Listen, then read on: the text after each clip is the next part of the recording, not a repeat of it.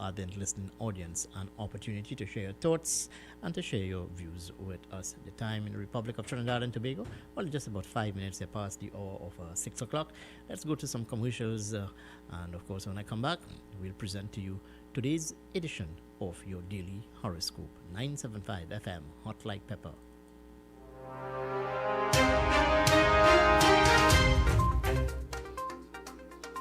A&S Hardware and the General Contractors Limited of 107 Bonaventure Road in Gasparillo. For all your hardware materials from foundation to finish. Not forgetting all your general contracting needs. We have it all at A&S Hardware and the General Contractors Limited, located at 107 Bonaventure Road in Gasparillo. Just call Tiki Ali at 650-2180.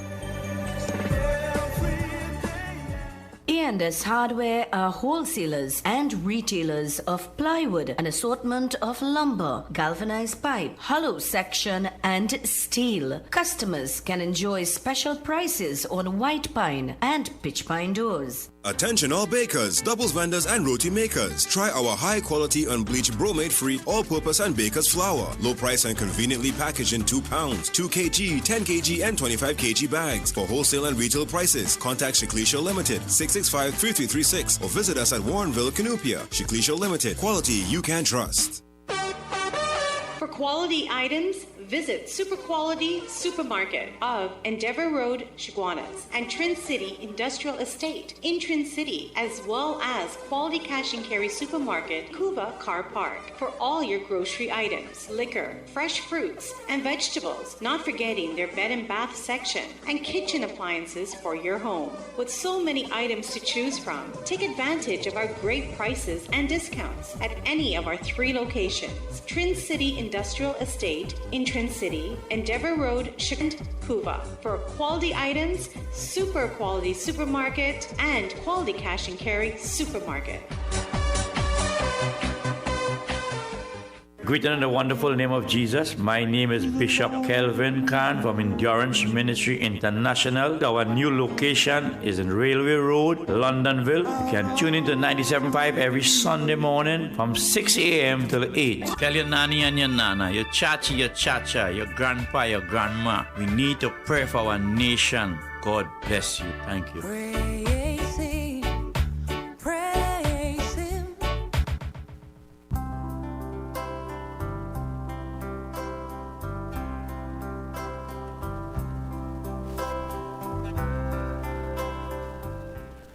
And a very good morning, Trinidad and Tobago, and thank you very much for choosing 97.5 FM Hot Like Pepper.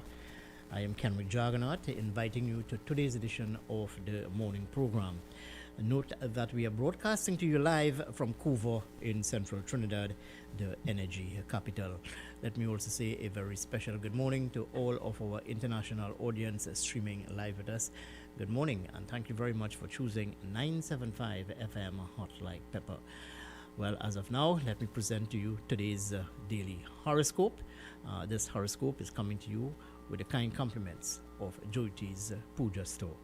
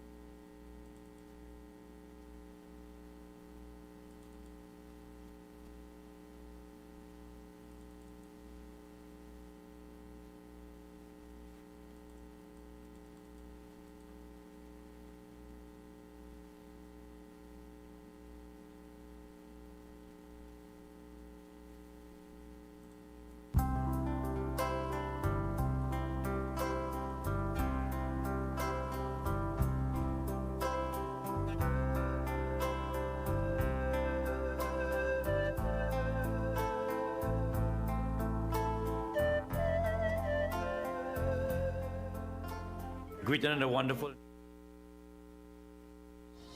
It is.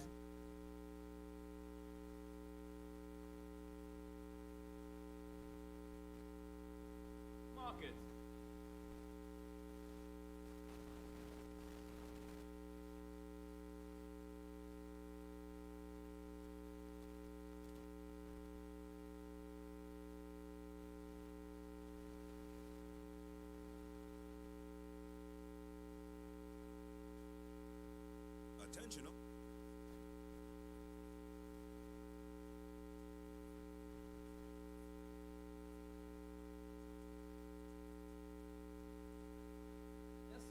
and the General Contractors Limited of 107 Bonaventure Road in Gasparillo for all your hardware materials from foundation to finish. Not forgetting all your general contracting needs. We have it all at A&S Hardware and General Contractors Limited, located at 107 Bonaventure Road in Gasparillo. Just call Tiki Ali at 650-2180.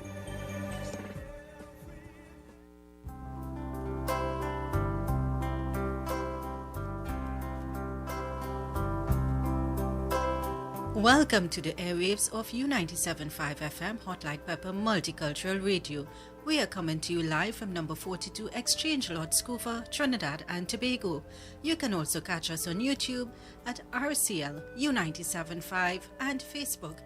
It's a great morning to wake up to another day of life and blessings to serve your purpose. Take a moment and prepare yourself to begin this day with peace, love and positive energies. Let U97.5 FM be your companion throughout the day and night as we bring to your homes, vehicles, offices and hearts great programming throughout the day with news, daily horoscope, talk shows, recipes, musical entertainment and much more. It's a blessed and positive morning as we are getting ready to face the day. I am Uma Ratan Singh and welcome to your daily horoscope, brought to you with the kind compliments of Jyoti's Puja Store of Main Road Chase Village for all your puja needs. Let's see what the stars have in store for you today, Friday 14th August 2020. Aries, developments will follow one another, thick and fast, and this might prove disconcerting when it comes to putting your plans into effect. However, leave no stone unturned in your search for the way forward. Organization is key. Gemini, you're on a good path and you're slowly but surely achieving your aims. So don't let anything or anyone distract you or push you off track. You have what it takes to succeed, and more important still, you have luck on your side. Cancer, this is not the best day you'll ever have, but just try to keep up with events. And should the going get tough, ask advice from those you trust and who truly care about you. Leo, this day brings obstacles and delays that are sure to irritate you. Be prepared and stay calm. Rushing forward and cutting corners is only going to do you harm. If you throw reasons out the window, rest assured that you will totally lose control of yourself and of the situation around you. Virgo, luck is on your side today. Not only are you lucky, but you're also full of energy and charisma, and this allows you to rid yourself of anything that has been plaguing you and making you unhappy of late. Libra, things are sure to go well for you today, as long as you also show the necessary maturity in your own behavior. Avoid reckless moves and don't act before you think, or you'll regret it. Scorpio, you are sure to feel the pressure today, but you need to avoid any knee-jerk reactions. Take a moment to think before you act, because you are more than likely to make mistakes otherwise. Sagittarius, you're on the fast track to success today. You are ready and eager to find clever solutions to all sorts of problems that have been stressing you out and causing delays. Capricorn, you are in for some tense experiences today, and you will need to keep calm and stay cool-headed in order to pull through. Others around you keep making mistakes and blundering through the day. Aquarius, you have some interesting opportunities to reach for your highest potential in your career today, but you will have to act quickly and grab your chance because it won't stick around for long. Move immediately and cleverly, but not rashly, or you'll achieve the opposite results. Pisces, you need to be patient and strong if you are to rise to the occasion. Handle today's stresses and meet any obstacles that arise. You might come under a bit of pressure, but you will see that this was worth your while at the end. And that's your horoscope for today, brought to you with the kind compliments of Jyoti's Puja Store of Main Road Chase Village for all your puja needs. And if it's your birthday, happy birthday to you from the management and staff of U97.5 FM Hot Like Pepper Multicultural Radio. And if it's your anniversary, happy blessed anniversary. And your quote for today, gratitude can transform common days into thanksgiving, turn routine jobs into joy, and change ordinary opportunities into blessings. Join me same time on Monday for your daily horoscope. I am Irma Rattan Singh, wishing you a safe, blessed, and positive day ahead.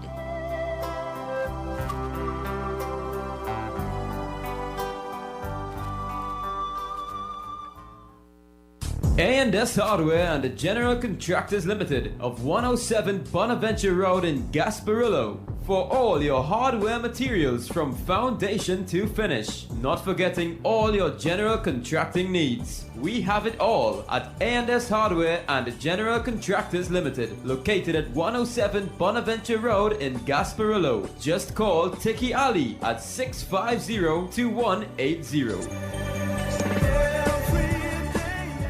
A&S Hardware are wholesalers and retailers of plywood, an assortment of lumber, galvanized pipe, hollow section, and steel. Customers can enjoy special prices on white pine and pitch pine doors. Kathy's Cool Spot Enterprises Limited, number 86 Pearville, opposite the TSTT Exchange in Mayaro. We specialize in all types of meats, dry goods, liqueur, beverages, ice, LPG, gas, motor oils, stationery supplies, and photocopying. We also provide rentals of tents and chairs for your every occasion. Come in and take advantage of our specials at reduced prices on liqueur, wholesale and retail. We are open every day, even on public holidays, for your convenience. TT Post services are available here at Kathy's Cool Spot Enterprises Limited of number 86 Pearville, Mayaro, where our friendly staff will be happy to serve you. You can now listen to business news Monday to Fridays at 5 p.m. Get updated on all the latest business developments. Tune in to U97.5 Hot Like Pepper Multicultural Radio, where we keep you informed, educated, and entertained. To you, Newsday Classifieds. Take Value Optical to be your partner. I do. I do. I now pronounce free eye test from Value Optical for Newsday Classified customers. Call the Newsday Classified reps for more information. You may now kiss the bride.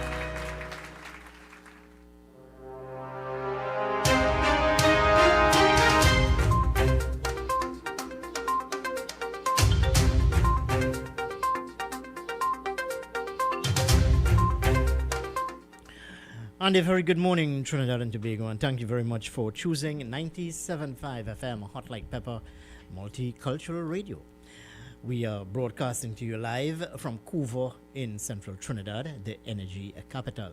I am Kenrick Juggernaut, and yes, you are with the most interactive morning talk show on the airwaves of Trinidad and Tobago, 975 FM Hot Like Pepper. Let me say a very good morning to all of our neighbors here at Exchange Lots in Couva.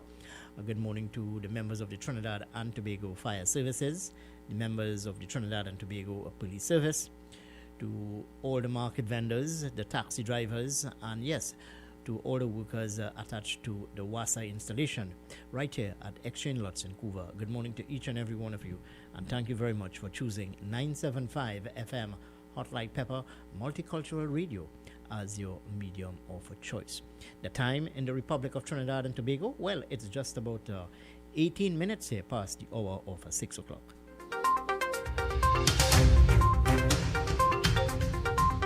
And that time check came to you through the kind courtesy of a Radio 975. Well, as of now, let me keep you abreast as to some of the major stories as published in today's edition of the Newsday newspaper. Remember, you can go outside there and purchase your copy of this publication. It is priced at only $3, and it's available at all leading newsstands throughout the country. Today, it's a Thursday, August 20th, 2020, a very significant day indeed, but I'll tell you About that a bit later on. In today's edition, 64 pages in total. It's a chock full of news, views, interviews, and yes, you can also get the latest in the world of sport. Well, on the cover of today's edition of the Newsday newspaper, Prime Minister Dr. Keith Rowley takes the oath of office before President Paula May Weeks at the President's house.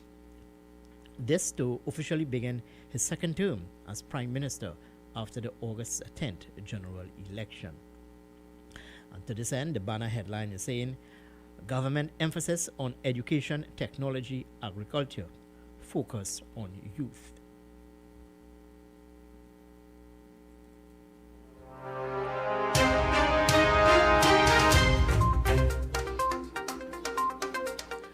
And yes, today is a very significant day for over 19,000 primary school students. This as they will be writing the secondary entrance assessment examination today in a very, let's say, unusual environment indeed. Yes, 19,000 students will be writing the SEA exam. And yesterday I would have spoken to tutors President Antonio De Freitas, who would have wished all of the students well, knowing that it could be a challenge indeed, especially for teachers, principals, supervisors, and what have you. But she gave the undertaking that they were all prepared to handle the task at hand. So let's wish all of these students, the 19,000 plus of them, all the best in today's exam. Know that this exam is not the way at all. It's not the end of life. We encourage you to do your best. Us here at 975, we would like to wish each and every student all the best as they prepare for this exam today. Say your prayers, go to the exam, be very comfortable indeed. We know it could be quite challenging indeed, but try to be as comfortable as you can, and know that our thoughts and our prayers are with each and every student at this time. So 19,000 primary school students will set the SEA exam today. Prime Minister Dr. Keith Rowley, yesterday in his brief address to members of the media, said that his government, the new government, will emphasize on youth development, education, and agriculture. Now you can catch that details on page 3 of today's edition of the Newsday newspaper. Prime Minister, race campaign backfired. Let me share this with you. The Prime Minister said the people who campaigned on race in the general election saw their efforts backfire.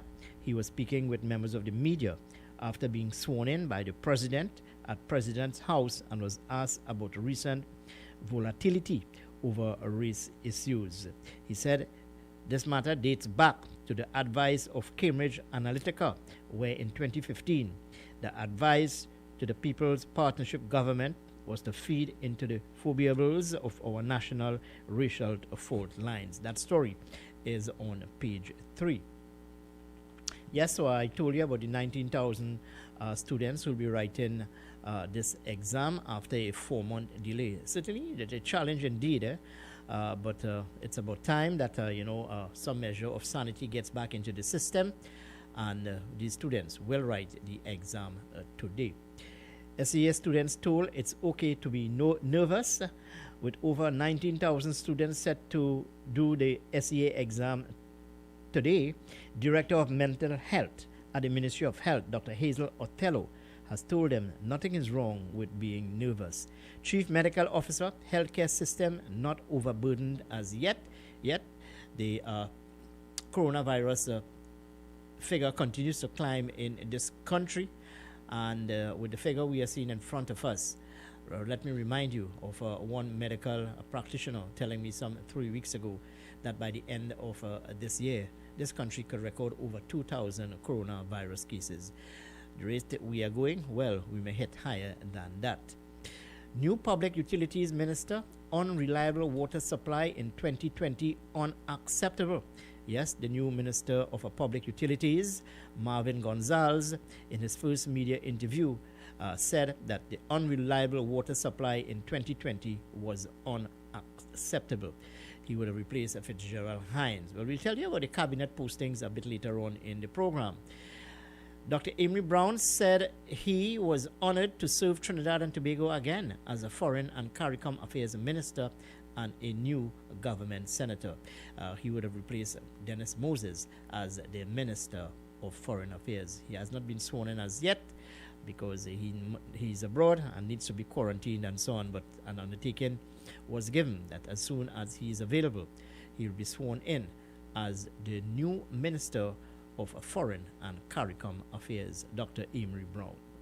Labour leaders on new Labour Minister. We do not know his track record. Yes, President General of the All Trinidad General Workers Trade Union, Nirvan Maraj, is taking a wait-and-see approach regarding the appointment of the new Labour leader. And just to advise you, well, tomorrow I'll be hosting, yes, the President General of the All Trinidad General Workers Trade Union, Mr. Nirvan Maraj, from just around 7:30. And this matter we will also discuss at hand. The new Labour Minister is Stephen McCleshey. He's the Loughborough MP, and he was sworn in. He replaced Jennifer Baptiste Primus, a former president of the Public Services Association. And I know that a number of Labour leaders would be quite happy indeed to see the back of Jennifer Baptiste Primus. But we'll talk about that a bit later on. Okay, so let's go further into today's edition of the Newsday newspaper. Number of active COVID-19 cases now, listen to this figure, folks, 534. Let me pause a bit so that this can sink into you. Number of active COVID-19 cases now 534. A total of 57 new cases of COVID-19 was reported yesterday. This brings the number of active cases to 534, with 686 positive cases recorded since the month of March. The number of deaths remained at 12, with 140 people having been discharged. At least 3 of the new patients were in Tobago. Sanitization depends on contact tracing. This according to the Chief Medical Officer, Dr. Rushan Parasram. Let me share this with you. He said that is Dr. Rushan Parasram. The briefing said sanitizing buildings where people have tested positive for COVID-19 depends on the contact tracing and how well ministry staff can track the patient's movements. That story is on page 7. You can catch the details there when you purchase today's edition of the Newsday newspaper. To some crime news now. Unidentified man killed in Valencia hit and run.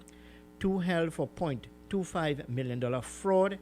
2 dead, 2 wounded in Maloney shootings. A 12-year-old boy, parents beaten by 7 in Palmyra, a home invasion. You see, I told you, the listening audience, that despite the change of a government, change of a minister, nothing really changes in Trinidad and Tobago. The wave of criminality continues, yeah? And here it is. Home invasion continues. Now, this is a very traumatic situation, I would imagine, for this 12-year-old boy. The story said 7 bandits broke into the home and business place of a Palmyra family early yesterday morning and beat the owners and their 12-year-old son, who is due to sit the SEA exam today. Now, it's a very tragic situation indeed. So, as I said, changing of a government really does not, impact, in my humble opinion, impact positively on the issues and challenges facing us here in Trinidad and Tobago. I have a caller here on the line. Hello, good morning, and welcome to 97.5. Good morning. Good morning, Your Excellency. Hi, good morning to you, Bawani. What's happening? Well, we see a new cabinet in place, but first, let me say best wishes to all students, 19,000 plus, who are due to write the exams this morning. But are you not concerned about the preparation of these students? Because a number of them, I mean, coming from a family of teachers, I can tell you that a number of them are ill prepared for the exam. I say that to you because some of them would have been at a disadvantage, knowing that they have the necessary infrastructure in front of them. Go ahead. Well, there is a challenge. The other challenge to school, to education, is that a lot of, I've heard it from parents, that a lot of teachers are not sending work for students. And I don't know, I wish the new Minister of Education good luck in trying to implement a proper program, a program of honesty on behalf of teachers, because some teachers are not sending work for students, they're taking it as a holiday. You understand? So I don't know what, with the new norm, I don't know what kind of mechanism must be put in place. Well, I don't know whether you'd have listened to Tutor President yesterday when I No, interviewed her. Unfortunately, I didn't. She said that she is confident that these students are prepared for the exam. More than that, two teachers would have done their utmost to ensure that they would have imparted the necessary curriculum and imparted the necessary advice and so on, and guidance to those students. Go ahead, Bawani. But the disadvantage is that whilst that may be so on paper, it's how many students have on the other side of the coin, the technology to get the job done. Well, that's the point I'm trying to make with you here this morning. So that is that. But hold on, it will be quite challenging today, especially in terms of seating accommodation and getting to the washroom and sanitizing one's hands and so on. I'm talking about these 19,000 students at centers throughout Trinidad and Tobago. It will be quite a challenge, and I say that to you, given the fact that we have this rising case of coronavirus in Trinidad and Tobago. Yeah, well, according to one teacher, she has 17 students who will be writing the exam. And of course, they might have to use more than one classroom. They might have to use more support staff, that kind of thing. But it's not as bulky as, say, opening of school itself. So, with the school facilities available to these students, I mean, a long time you might have all the students in one class, but you might have to subdivide them into 3 or 4 classes to make life a little easier, So we hope that will work and that nobody will be... All right. Dr. Rowley is a 22-member cabinet. 22 or 19? 22. Oh, okay. Well, that's as many as but we still have 4 backbenchers. One of whom will be the deputy speaker of the House. And I have to say to Edmund Ford, he was trying to be as professional as possible. Of course, you have to in these kind of situations, anybody who gets these kinds of tasks have to toe the party line. So you wouldn't want to offend. But first of all, I want to applaud the Prime Minister for appointing or selecting Penelope Beckles-Robinson for the Ministry of Housing. I think that she could do or would do an exceptional job in the Ministry of Housing. Yeah, remember we were kind of tipping her for foreign affairs, but we realized he brung his back. Yes. And he was a very good minister in his day. Yeah, but I also told you on the listening audience that I do not expect any changes to the key ministry. While all ministries are key to Trinidad and Tobago, I'm talking here about health, national security, the Attorney General, the Minister of Finance, the Minister of Energy, and so on. Because remember yesterday when we spoke, I told you that I find it strange that reports are circulating that Conrad Enel may be the Minister of Finance. Yeah. But that was put to rest yesterday. Yeah. But, I mean, let's face it, we all agree that most of the ministries would remain as is. A very interesting ministry is Youth and National Service. Well, they had to find something for your boy Fitzy. For Fitzy. Yeah. Let's see how that ministry pans out. Fitzy moved from a minister in the office of the Prime Minister to Minister of Public Utilities. Now he's Minister of Youth and National Services. Fitzy track record must be he must enter all ministries. Almost. Not all. But in essence, are you happy or overall happy with the cabinet of Dr. Keith Rowley? Well, I mean, that's his choice. I have no problems with it. I hope that the ministers do what they're supposed to do. And I was making the point last night that when you take the oath of office, it's said in part, you have to be impartial. So I hope that the impartiality will show this 5 years. Because, we always hear people saying that people supporting their own. And it's a fact. Because remember that scholarship scandal in 2008? Where a lot of scholarships were given by Auntie Joan to party supporters who went all over the world to study. Right. Well, I hope that equity and equality. I think now that we have the Freedom of Information and the Equal Opportunities Commission, we see a lot more people making use of those establishments to get the information and to do what is right. So as we go forward, Kenrick, I mean, as you said in your early discourse, that governments could change, officials could change, but a lot of things remain the same. Quite and true. It starts from home, it starts from the family, and it starts from each and everybody. We have a responsibility to ourselves, to our community, and our country. All right. Well, thank you very much, Bawani, for your contribution here with me this morning. Well, a 22-member cabinet. Let's take another call on the line. Hello, good morning, and welcome to 97.5. Good morning to you. Good morning, Ken. Hi, good morning, Chris. What's happening? I'm all right, man. While I wish the students the best, I want to send a word of advice to parents. Please, do not stress out those children this morning. Don't start with, I hope they pass a good school, you know. Well, Chris, many years ago, I was in a similar situation, you know, and I guess with most parents outside there. But this too will come, and this too will pass. Yeah, but I'm an advocate for community colleges. Yeah? We have universal secondary education. Where is this thing about who going to which school? Community college.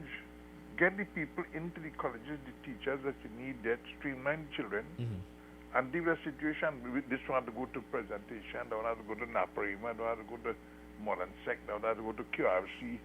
Stupidness. Well, that's a discussion which has been ongoing for the longest while. Yeah. But I listened to the Prime Minister yesterday in his address to members of the media.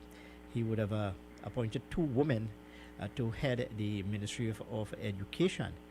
And he is hoping that maybe they can deliver the goods and services in this ministry.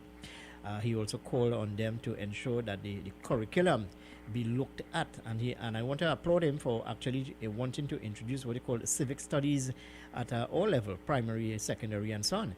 I welcome that. Anyway, go ahead. Yeah, well, but there has been a need for curriculum reform for a long time. So I think it's in the right direction, and let's hope that all the stakeholders, especially so the teachers, you have to making so many decisions, and teachers are just told, do this, do that, do this, do that, like headless chickens, when teachers are the ones who are supposed to know what's happening.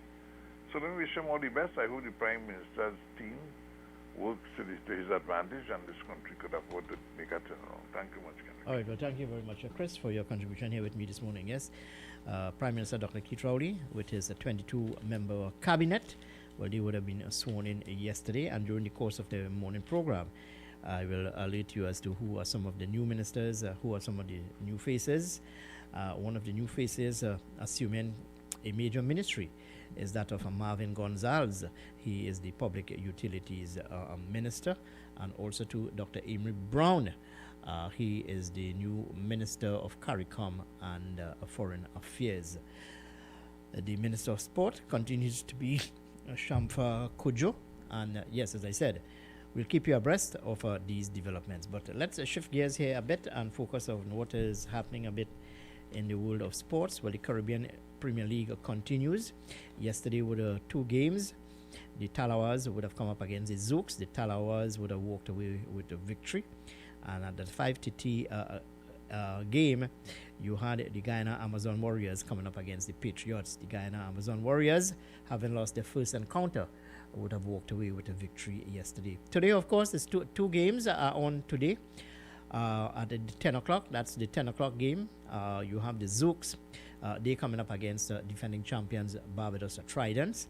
And at 5:30, yes, local side, the Trinbago Knight Riders, led by Karen Pollard, well, they will be facing another powerhouse in the Talawas. Should be some very interesting cricket being played down at the Brian Lara Cricket Academy. Stay with us here, 975 FM Hot Like Pepper. Let's go to some commercials. And when I come back, we'll continue with our discussion right here, 975 FM Hot Like Pepper. Stay with us. Attention all bakers, doubles vendors and roti makers. Try our high quality unbleached bromate free all purpose and baker's flour. Low price and conveniently packaged in 2 pounds, 2 kg, 10 kg and 25 kg bags. For wholesale and retail prices, contact Shiklisha Limited 665-3336 or visit us at Warrenville, Canupia. Shiklisha Limited, quality you can trust. A&S Hardware and the General Contractors Limited of 107 Bonaventure Road in Gasparillo. For all your hardware materials from foundation to finish. Not forgetting all your general contracting needs. We have it all at A&S Hardware and the General Contractors Limited, located at 107 Bonaventure Road in Gasparillo. Just call Tiki Ali at 650-2180.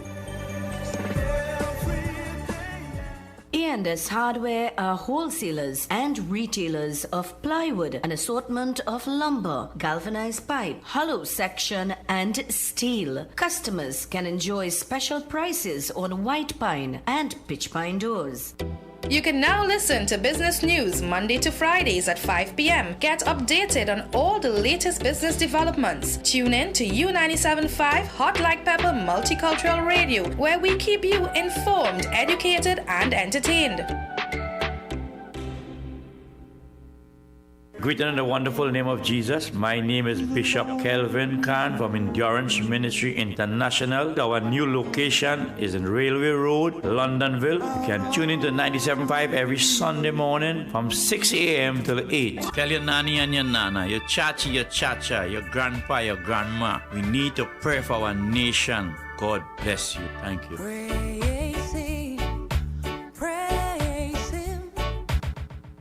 U97.5 Hot Like Pepper Multicultural Radio is now on Facebook. Like us, follow, and share our page. We'll be sharing the latest news, tips, and much more. You can also view what's happening in our studio. Find us on YouTube and subscribe to our channel at RCL U975. To you, Newsday Classifieds. Take Value Optical to be your partner. I do. I do. I now pronounce free eye test from Value Optical for Newsday Classified customers. Call the Newsday Classified reps for more information. You may now kiss the bride.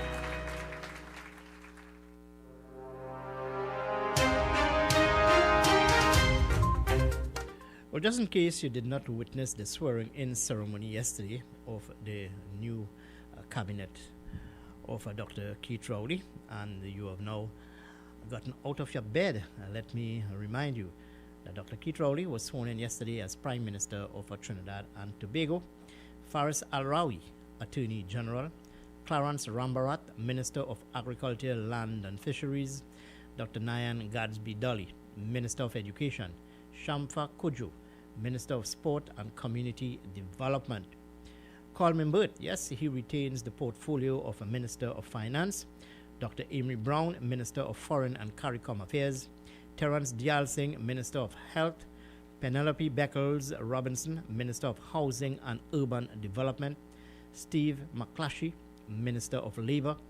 Kazim Hussein retains the Ministry of Local Government and Rural Development. Stuart Young stays as Minister of National Security. Camille Robinson Regis, Minister of Planning and Development. Alison West, Minister of Public Administration and Digital Transformation. Marvin Gonzalez, a new face, Minister of Public Utilities. Donna Cox, Minister of Social Development and Family Services. Franklin Khan, Minister of Energy and Energy Industries. Randall Mitchell, Minister of Tourism, Culture and Arts. Rohan Sinanan retains the Ministry of Works and Transport. And yes, Fitzgerald Hines, Minister of Youth Development and National Service. Avinash Singh, Minister in the Ministry of Agriculture, Land and Fisheries. Lisa Morris Julian, Minister in the Ministry of Education. And also to Brian Manning, Minister in the Ministry of Finance. Adrian Leons, Minister in the Ministry of Housing and Urban Development. Ayanna Webster Roy, Minister in the Office of the Prime Minister. Simon De Nobriega, Minister in the Office of the Prime Minister. Well, according to the Prime Minister last night, or yesterday rather, he said this gentleman, Simon De Nobriega, will be in charge of communications. Renuka Sagram Singh Suklal, Minister in the Office of the Attorney General and Legal Affairs. Foster Cummings, Minister in the Ministry of Works. Paula Gopi Schoon, Minister of Trade and Industry Enterprise Development.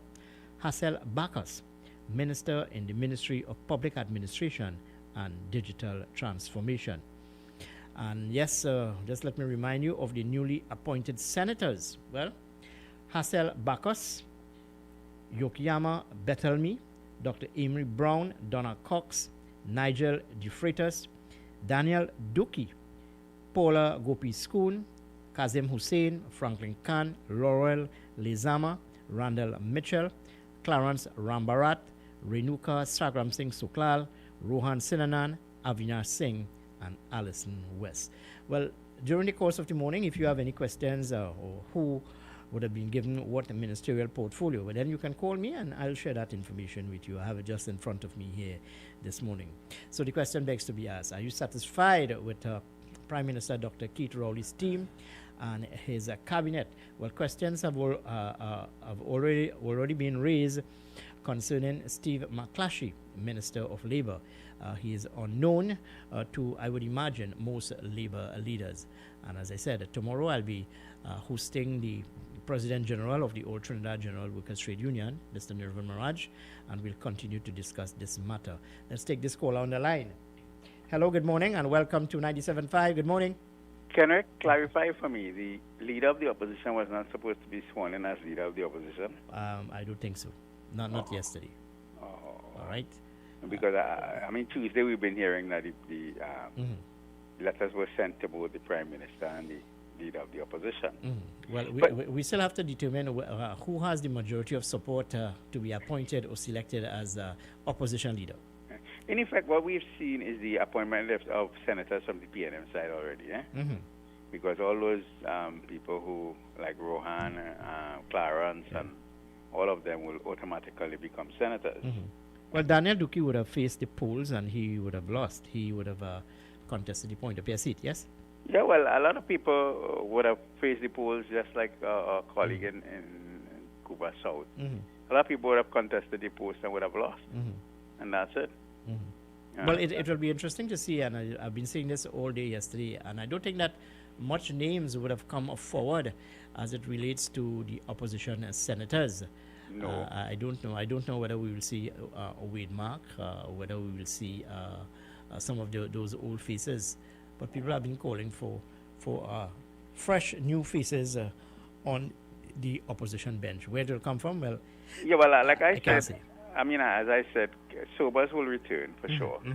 I think Wade Mark needs to take a rest. He's had 15, 20 years in the business. I'm also suggesting one Kevin Ramnarine. Yeah, I think we agreed. You and I agreed that we agreed Kevin on that Ramnarine, yesterday. Yes, would become one of the people. And it might be interesting to see who else, because so we have some graduates who move from the Senate to the House now. Yeah, so we can like pencil Khadija. in. We can pencil in Kevin Ramnarine, Sean Sobers. Who else, Bawani? Kevin Ramnarine, Sean Sobers. That's a tough call at this time because it's kind of tough. Looking at this girl from she contested one of the Port of Spain seats, Marsha Walker. Yes. Yes. It would be nice to see her in the Senate as youth, you know. But who was even the girl from Grandy? Oh yeah. What's her name? Some Green. Yeah. Okay. Yeah. Right. Well, it will be interesting to see the composition of the opposition senators, and also that too of coming from the independents. The independent senators. Whether they are independent or not is another question altogether. Yeah. But as I told you before, I did not anticipate any major changes in the cabinet portfolio. Obviously, we know that. We know who the frontline people are.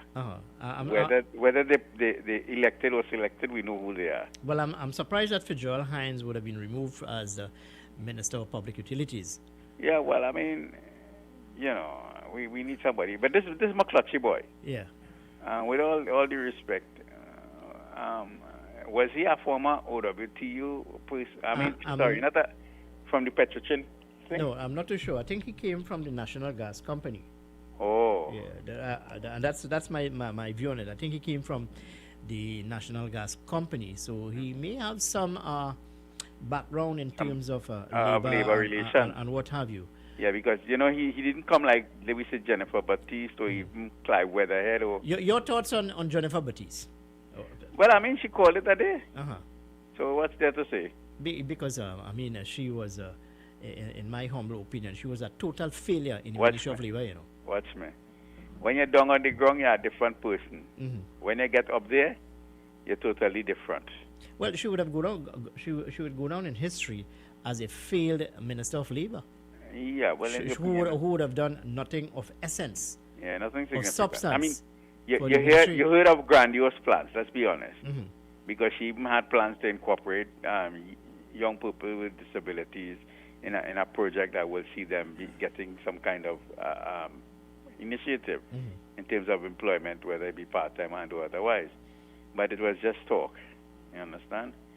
Donna Cox is the same Donna Cox, and I don't know, I might be subject to correction, that back in 2005 when George Daniel and they had the protest at Flour Mills, treated them with dismay, persons with disabilities, you understand?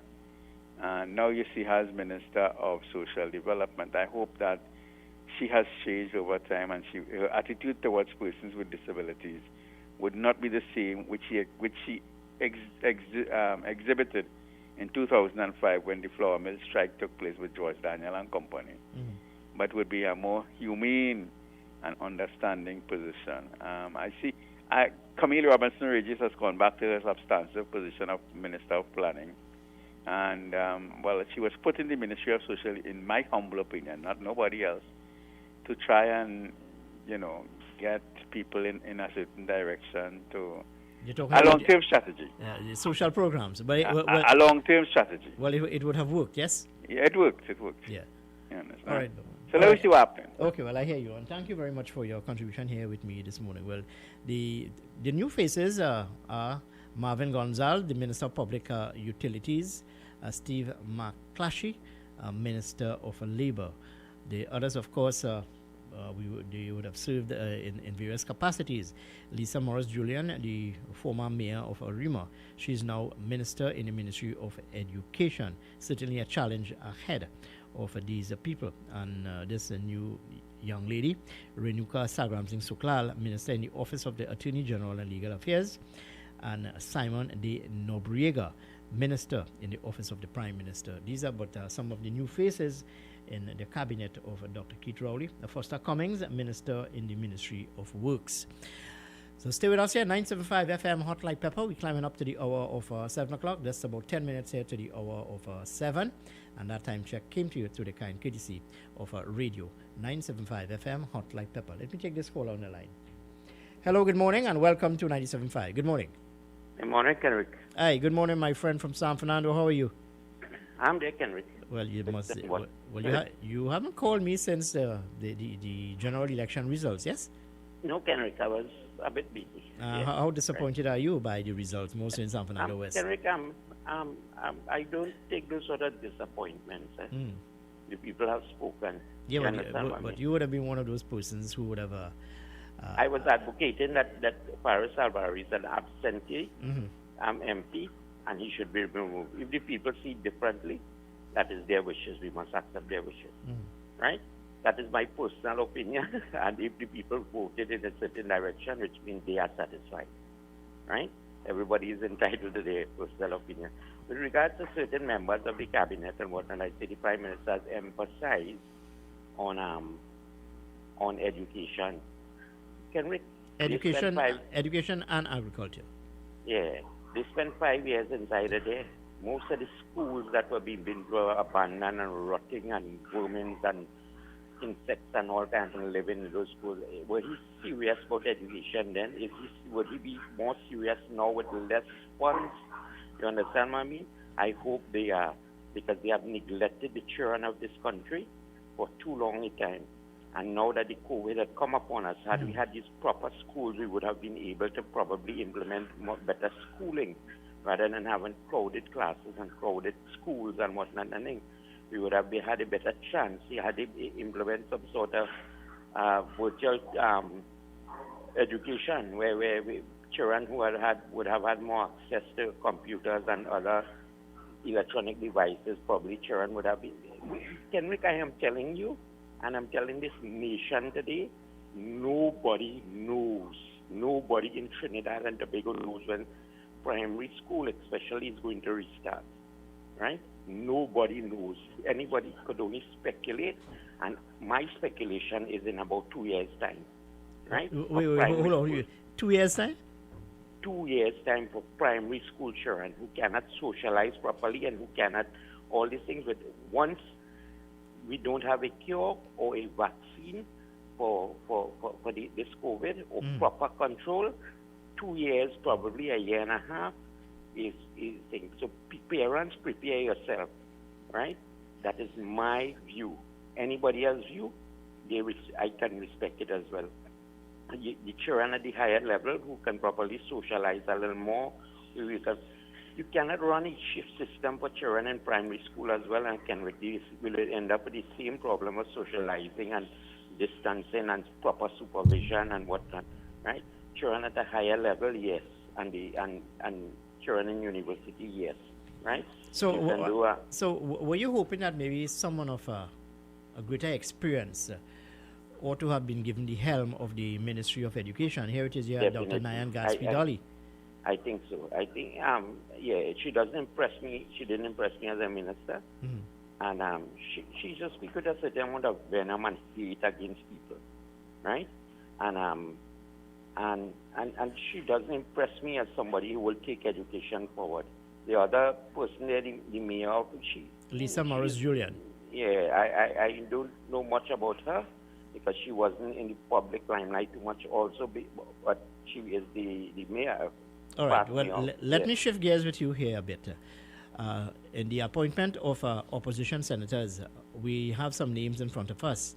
Suggestions, of course, Kevin Ramnarine, Sean Sobers, and Marsha Walker. Who are the others? 5 of them. Yeah, well, those names sound okay to me. Those are the prerogative of the opposition leader, sole prerogative of her. And if she sees so fit, Kevin Ramnarine seems to be a well-versed in the energy sector. He can probably, give a voice on energy in the country. Mm-hmm. Sean Sobers rather... Right. So overall, are you happy with the appointment of these ministers? Are you comforted by these appointments? Someone new, Kenrick, and we have to wait and see. Let us give people a chance, right? Mm-hmm. But the emphasis that he placed on education, I'm not too convinced education will take... Kenrick, do you know? At one time I called this radio station. All right, hold on. 2 areas of concern, education and agriculture. And those in the agricultural fraternity would have described, in the main, Clarence Rambarat as a total failure. And together with him and Avinash Singh, they are now at the helm of the agriculture ministry. What do you expect of these people? Kenrick, I don't want to be too crass and vulgar about things, right? But Jennifer Batiste, Clarence Rambarat, Avinash Singh, I think he was a junior minister or something. Mm-hmm. Some of those people are suspect materials, Kenrick. Oh, my God. You understand? All right, my friend. Well, thank you very much for your contribution here with me this morning as we head up to the hour of 7 o'clock. It's just about 4 minutes here to the hour of 7, and that time check came to you to the kind courtesy of Radio 975. Hello, good morning, and welcome to 975. Hey, morning, Mr. Kenneth. I'm now tuning about. Good morning. Good morning to you. Take a late sleep. Yeah, good morning. But I want, we in Trinidad and Tobago, right? We are aware of the challenges like the labor, education, and so on, right? And we have issues to address. And I mean, just fitting in these people in these offices, and the 3 major concerns in Trinidad, the labor, education, and agriculture. Those 3 areas lacking a lot. And there are a lot of challenges that were not addressed in the last 5 years or even before in an accessible way. So, I want to suggest or recommend. Yeah. Yeah, I'm here with you. Go ahead, friend. Yeah. Yes, I want to suggest that the challenges, we all are aware of the challenges. Let us see how best we can address these challenges. Because Ministry of Labor, a lot of challenges with workers and outdated laws and things. And during the last 5 years, nothing was done in Ministry for the people and the public in general, and those are the people that are really suffering. The education ministry and all, the biggest challenge we have with the buildings and the preparation of schools, the actual building. I want to have a major challenge, right? I want to have the biggest challenge for Ministry of Education. And we got to sit together, even get assistance or ideas, suggestions from all areas, and see how best we could address these issues. And so just fitting in people in ministry, it wouldn't really put us anywhere. No, I think that the country would have been caught by surprise over the appointment of Steve McCleshey as the Minister of Labor, and also to this this Ministry of Education, where you have Nyan Gatsby-Dolly. Yeah, but Mr. Kenrick, right? I don't think we have much of a challenge who they put in head of a ministry. At the end of the day, it's how you're going to address the challenge. And if even you need suggestion or if you need that input, engage all stakeholders from and get the different challenges. You might be able to address all, but because there are some real ancient laws in the Ministry of Labour that affecting workers, basic workers, right? And nobody seems to be addressing them anything like that. And that happened last year. Let's see what happened here. But maybe we need to get the third force that can't get in the government, Mr. Kenrick. Maybe we need to just form a proper group and bring the challenges forward and address them and see how best the government can address them and they can address them. Maybe that's what we need. Because the third force, so far, third force can't get in the parliament at all. So we have to be a force outside of the parliament. All right. Yeah, man. All right, Take my care. friend. Somebody Well, else yeah. can contribute. Okay. Well, thank you very much for your contribution here with me this morning. We're heading up. Yeah. We're heading up to the hour of 7 o'clock. Let's take this 7 o'clock newscast with Nicole Dookie. And when we come back, we'll continue with our discussion. 975 FM, Hot Like Pepper. Time has come. New 97.5. Make it your choice. Something for everyone. 975 FM. Music for you. It's all about you. U97.5 FM, Hot Like Pepper, multicultural radio. Power to the listeners. It is now time for Major News to the Hour, brought to you by Crystal Beverages Company, Super Quality Supermarket, Sheikh Lisha Limited, and the Trinidad and Tobago News Day.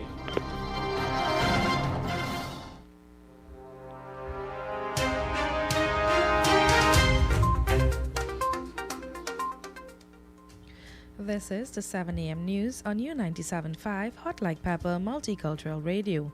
I am Nicole Dookie. Good morning. Director of Mental Health at the Ministry of Health, Dr. Hazel Othello, is urging parents to keep their children calm. This comes as 19,000 students are getting ready to write the SE examination in 1 hour's time. She said this time they are doing the examination during a pandemic. Old enough to be paying attention to current affairs, so they know what is happening. They've been hearing the news. They've been hearing about COVID-19 and about the new normal. They're probably hearing a lot about community spread and paying attention. So there's a lot happening that can make them anxious. And it's our responsibility as the adults in their lives to manage that. Dr. Othello said even though parents will not be able to treat their children after the SEA as done in the past, it can be done at home.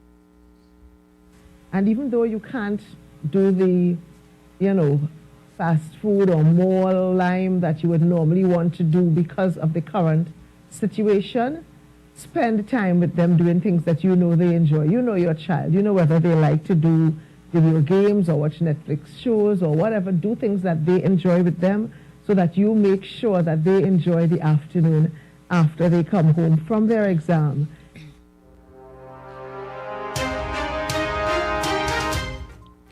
Meanwhile, one student in Tobago will not be able to sit the examinations. Secretary for Health, Tracy Davison Celestine, made this announcement at a media briefing yesterday. Is one of those students have since tested positive and would not be able to sit the C exam. I'm advised that arrangements, I'm not sure, might be made for another time. That is yet to be confirmed.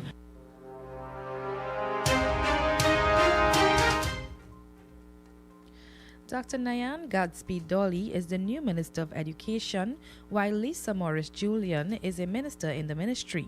The two were appointed yesterday at the swearing-in ceremony for the new government. Prime Minister Dr. Keith Rowley explained that the two would be tasked with the responsibility of reforming the country's curriculum, amongst other things. That I have put the nation's children in the hands of two mothers, and I trust that they could not be better placed. The two ministers in the Ministry of Education are responsible now not just only for their own family, but for the family of children of Trinidad and Tobago. As Prime Minister, the most significant assignment that I would expect to be carried out during this period of service of these two ministers is a radical reform of the country's curriculum.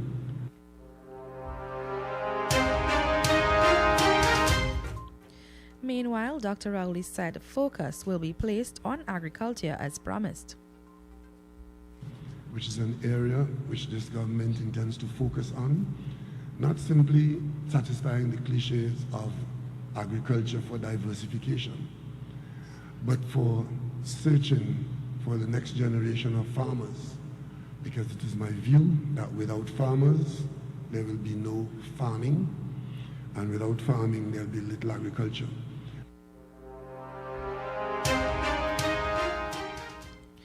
and the young people of the country are not left out. This, as Member of Parliament for Laventille West, Fitzgerald Hines was appointed to a new Ministry of Youth Development and National Service. This is a conversation that has to take place as to what national service means, and of course it is voluntary, but it will be a pathway for young people to get involved, to be trained, and to come out of the training and pick up responsibility in a number of areas. It is tied to the return of the youth camp that we've promised in our campaigns.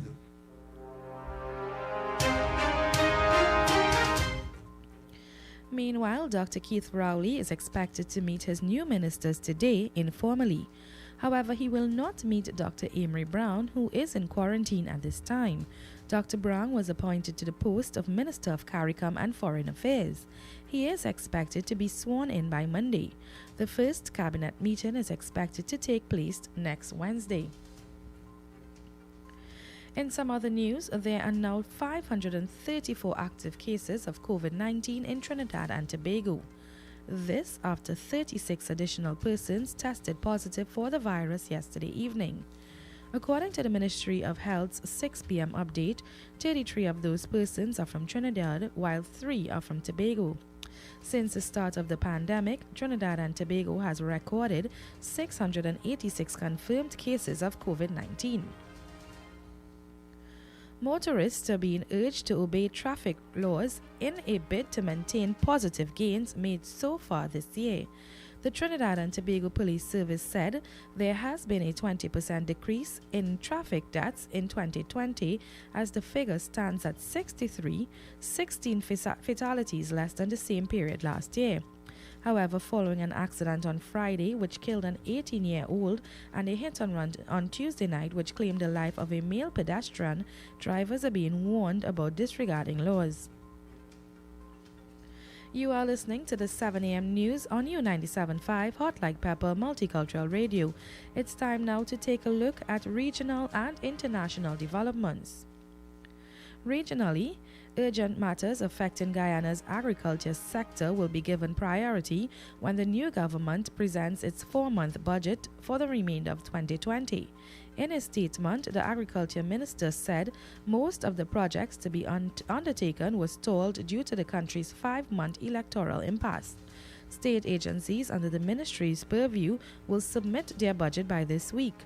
The funds are expected to revive those state agencies whose financial state have been compromised due to a lack of resources. Internationally, United States authorities say the pilots of a helicopter fighting fires in California has died after his aircraft crashed. The pilot was the only person on board the water-dropping helicopter which crashed near the city of Coalinga. The government has declared a state of emergency as authorities battled hundreds of blazes. Thousands of people have had to flee their homes in areas near San Francisco after several quick-moving wildfires swept into the region. Officials went door-to-door overnight in a frantic effort to clear homes. According to fire officials, 50 structures have burned down, with another 50 damaged by the fire. In news of the weather for the period today until tonight, Trinidad and Tobago will experience partly cloudy conditions with occasional showers and isolated thunderstorms favoring the early morning and afternoon periods. Gusty winds and street or flash flooding may be expected in the event of heavy showers or thunderstorms. Seas are moderate with waves 1.5 meters up to 2 meters in open waters and less than 1 meter in sheltered areas. The current temperature is 25 degrees Celsius. And this brings us to the end of the 7 a.m. newscast on U97.5 Hot Like Pepper Multicultural Radio. Stay tuned for another news update at 8 a.m. I am Nicole Dookie. Good morning.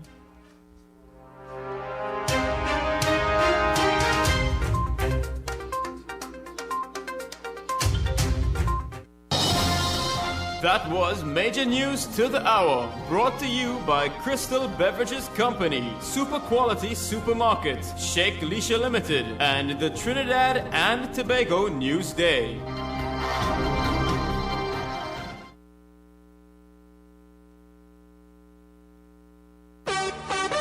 For quality items, visit Super Quality Supermarket of Endeavour Road, Chaguanas, and Trin City Industrial Estate in Trin City, as well as Quality Cash and Carry Supermarket, Cuba Car Park, for all your grocery items, liquor, fresh fruits, and vegetables, not forgetting their bed and bath section, and kitchen appliances for your home. With so many items to choose from, take advantage of our great prices and discounts at any of our 3 locations: Trin City Industrial Estate in Trin City, Endeavour Road, Chaguanas, and Cuba. For quality items, Super Quality Supermarket and Quality Cash and Carry Supermarket.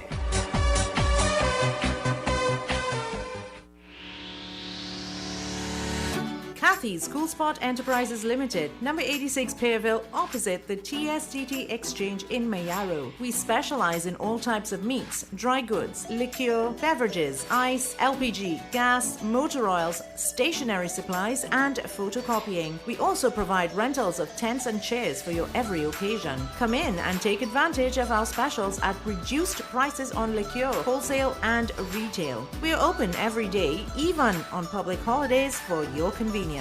TT Post services are available here at Kathy's Cool Spot Enterprises Limited of number 86 Pearville, Mayaro, where our friendly staff will be happy to serve you. Attention all bakers, doubles vendors and roti makers. Try our high quality unbleached bromate free all purpose and baker's flour. Low price and conveniently packaged in 2 pounds, 2 kg, 10 kg and 25 kg bags. For wholesale and retail prices, contact Shiklisha Limited 665-3336 or visit us at Warrenville, Canupia. Shiklisha Limited, quality you can trust. A&S Hardware and the General Contractors Limited of 107 Bonaventure Road in Gasparillo. For all your hardware materials from foundation to finish. Not forgetting all your general contracting needs. We have it all at A&S Hardware and the General Contractors Limited, located at 107 Bonaventure Road in Gasparillo. Just call Tiki Ali at 650-2180. A&S Hardware are wholesalers and retailers of plywood, an assortment of lumber, galvanized pipe, hollow section, and steel. Customers can enjoy special prices on white pine and pitch pine doors. Greeted in the wonderful name of Jesus, my name is Bishop Kelvin Khan from Endurance Ministry International. Our new location is in Railway Road, Londonville. You can tune into 97.5 every Sunday morning from 6 a.m. till 8. Tell your nanny and your nana, your chachi, your chacha, your grandpa, your grandma. We need to pray for our nation. God bless you. Thank you. Praise Him, praise Him. You can now listen to business news Monday to Fridays at 5 p.m. Get updated on all the latest business developments. Tune in to U97.5 Hot Like Pepper Multicultural Radio, where we keep you informed, educated, and entertained.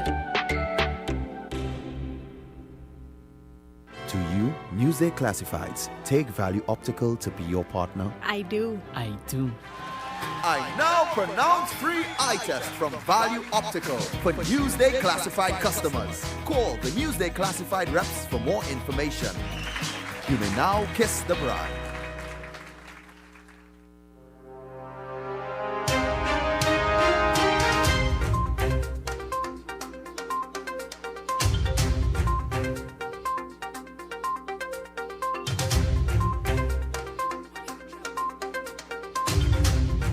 Yes, indeed, and thanks for staying with us here at 975 FM Hot Like Pepper. We're just about 14 minutes here past the hour of 7 o'clock, and that time check came to you through the kind courtesy of a radio, 975 FM Hot Like Pepper. Well, yesterday at the President's house, the new members of a cabinet would have been sworn in by President Paula May Weeks. And during that ceremony, we had 3 members of Exodus Steel Orchestra dishing out a song, or a tune rather, which I play on a regular basis on this program. But this morning again, I want to continue with that trend as I present to you 13-year-old Trishana Asukdeo as she sings for us, Building a Better Nation, an original done by the merchant himself. Stay with us here, 975 FM, Hot Like Pepper.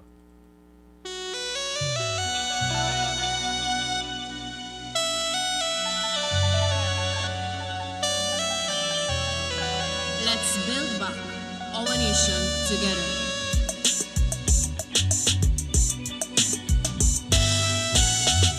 Now the election back and I die away. In short, this is what I have to say. Let us forget spite, grudges and concentrate. Come, let us sit and try to relate. Because now, more than ever, we must show discipline, tolerance, and production to build a strong and better nation.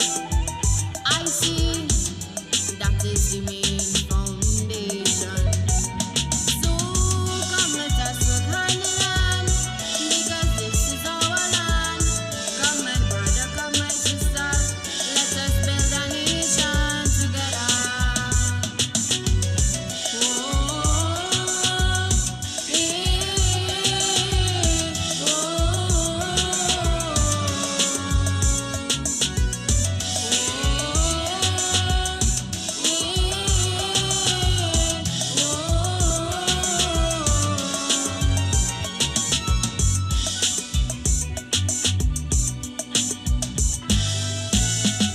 Remember, the key to success is working hard.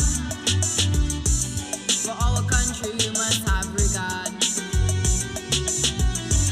Forget all your differences, let we start to build.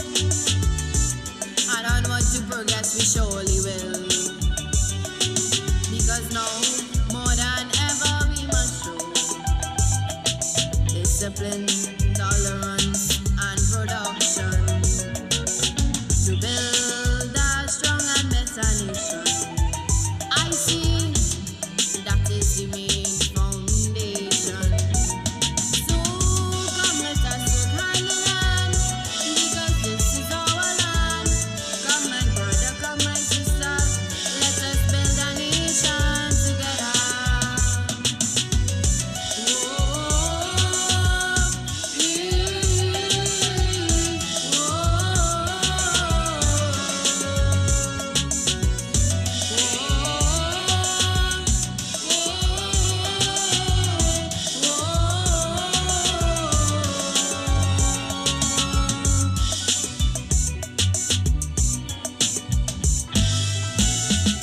So much of things that we need to see about. Surely I do have to spell them out. Cause we know this is the only way. It's putting more effort and less play. Because now, more than ever, we must show discipline, tolerance, and production to build a strong and better nation. I see that is the main foundation. So come, let us work hand in hand, because this is our land. Come, my brother, come, my sister, let us build a nation together.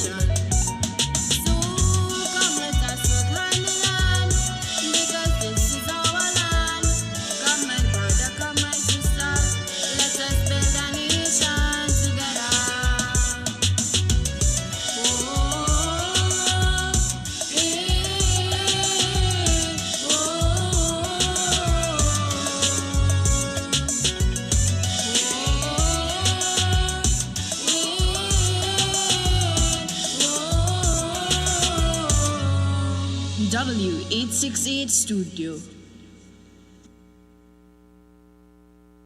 Greeted in the wonderful name of Jesus. My name is Bishop Kelvin Khan from Endurance Ministry International. Our new location is in Railway Road, Londonville. You can tune into 97.5 every Sunday morning from 6 a.m. till 8. Tell your nanny and your nana, your chachi, your chacha, your grandpa, your grandma. We need to pray for our nation. God bless you. Thank you. Praise Him, praise Him.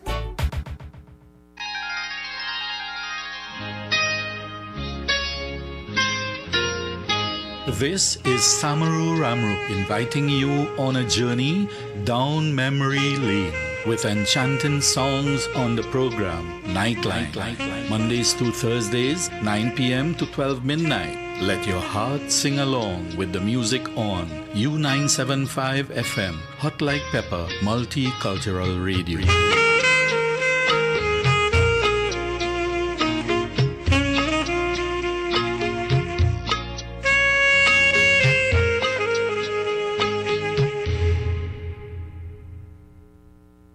U97.5 Hot Like Pepper Multicultural Radio is now on Facebook. Like us, follow and share our page. We'll be sharing the latest news, tips and much more. You can also view what's happening in our studio. Find us on YouTube and subscribe to our channel at RCL U975. Yes, indeed, and welcome back to 975 FM Hot Like Pepper. Well, I have some callers here on the line. Hello, good morning. Good morning. Yeah, man. Hello, good morning. Hi, morning. I'm calling to send greetings to my daughter this morning. SBA examination. Her name is Soraya Wiggins. I'm going to wish her all the best. All right, my friend. Well, thank you very much. We don't usually do this on the morning program, but given the fact that you want to wish your daughter all the best in the SEA exam this morning, well, us here too at 975 would like to wish all the students, over 19,000 of them, writing the SEA exam this morning. We want to wish them all the best and hope that they do what is required, that is be comfortable, and that you as parents would usher with them with all the love and support despite the challenging time that they would have in writing this exam today. Yes, over 19,000 students will be writing the SEA exam today.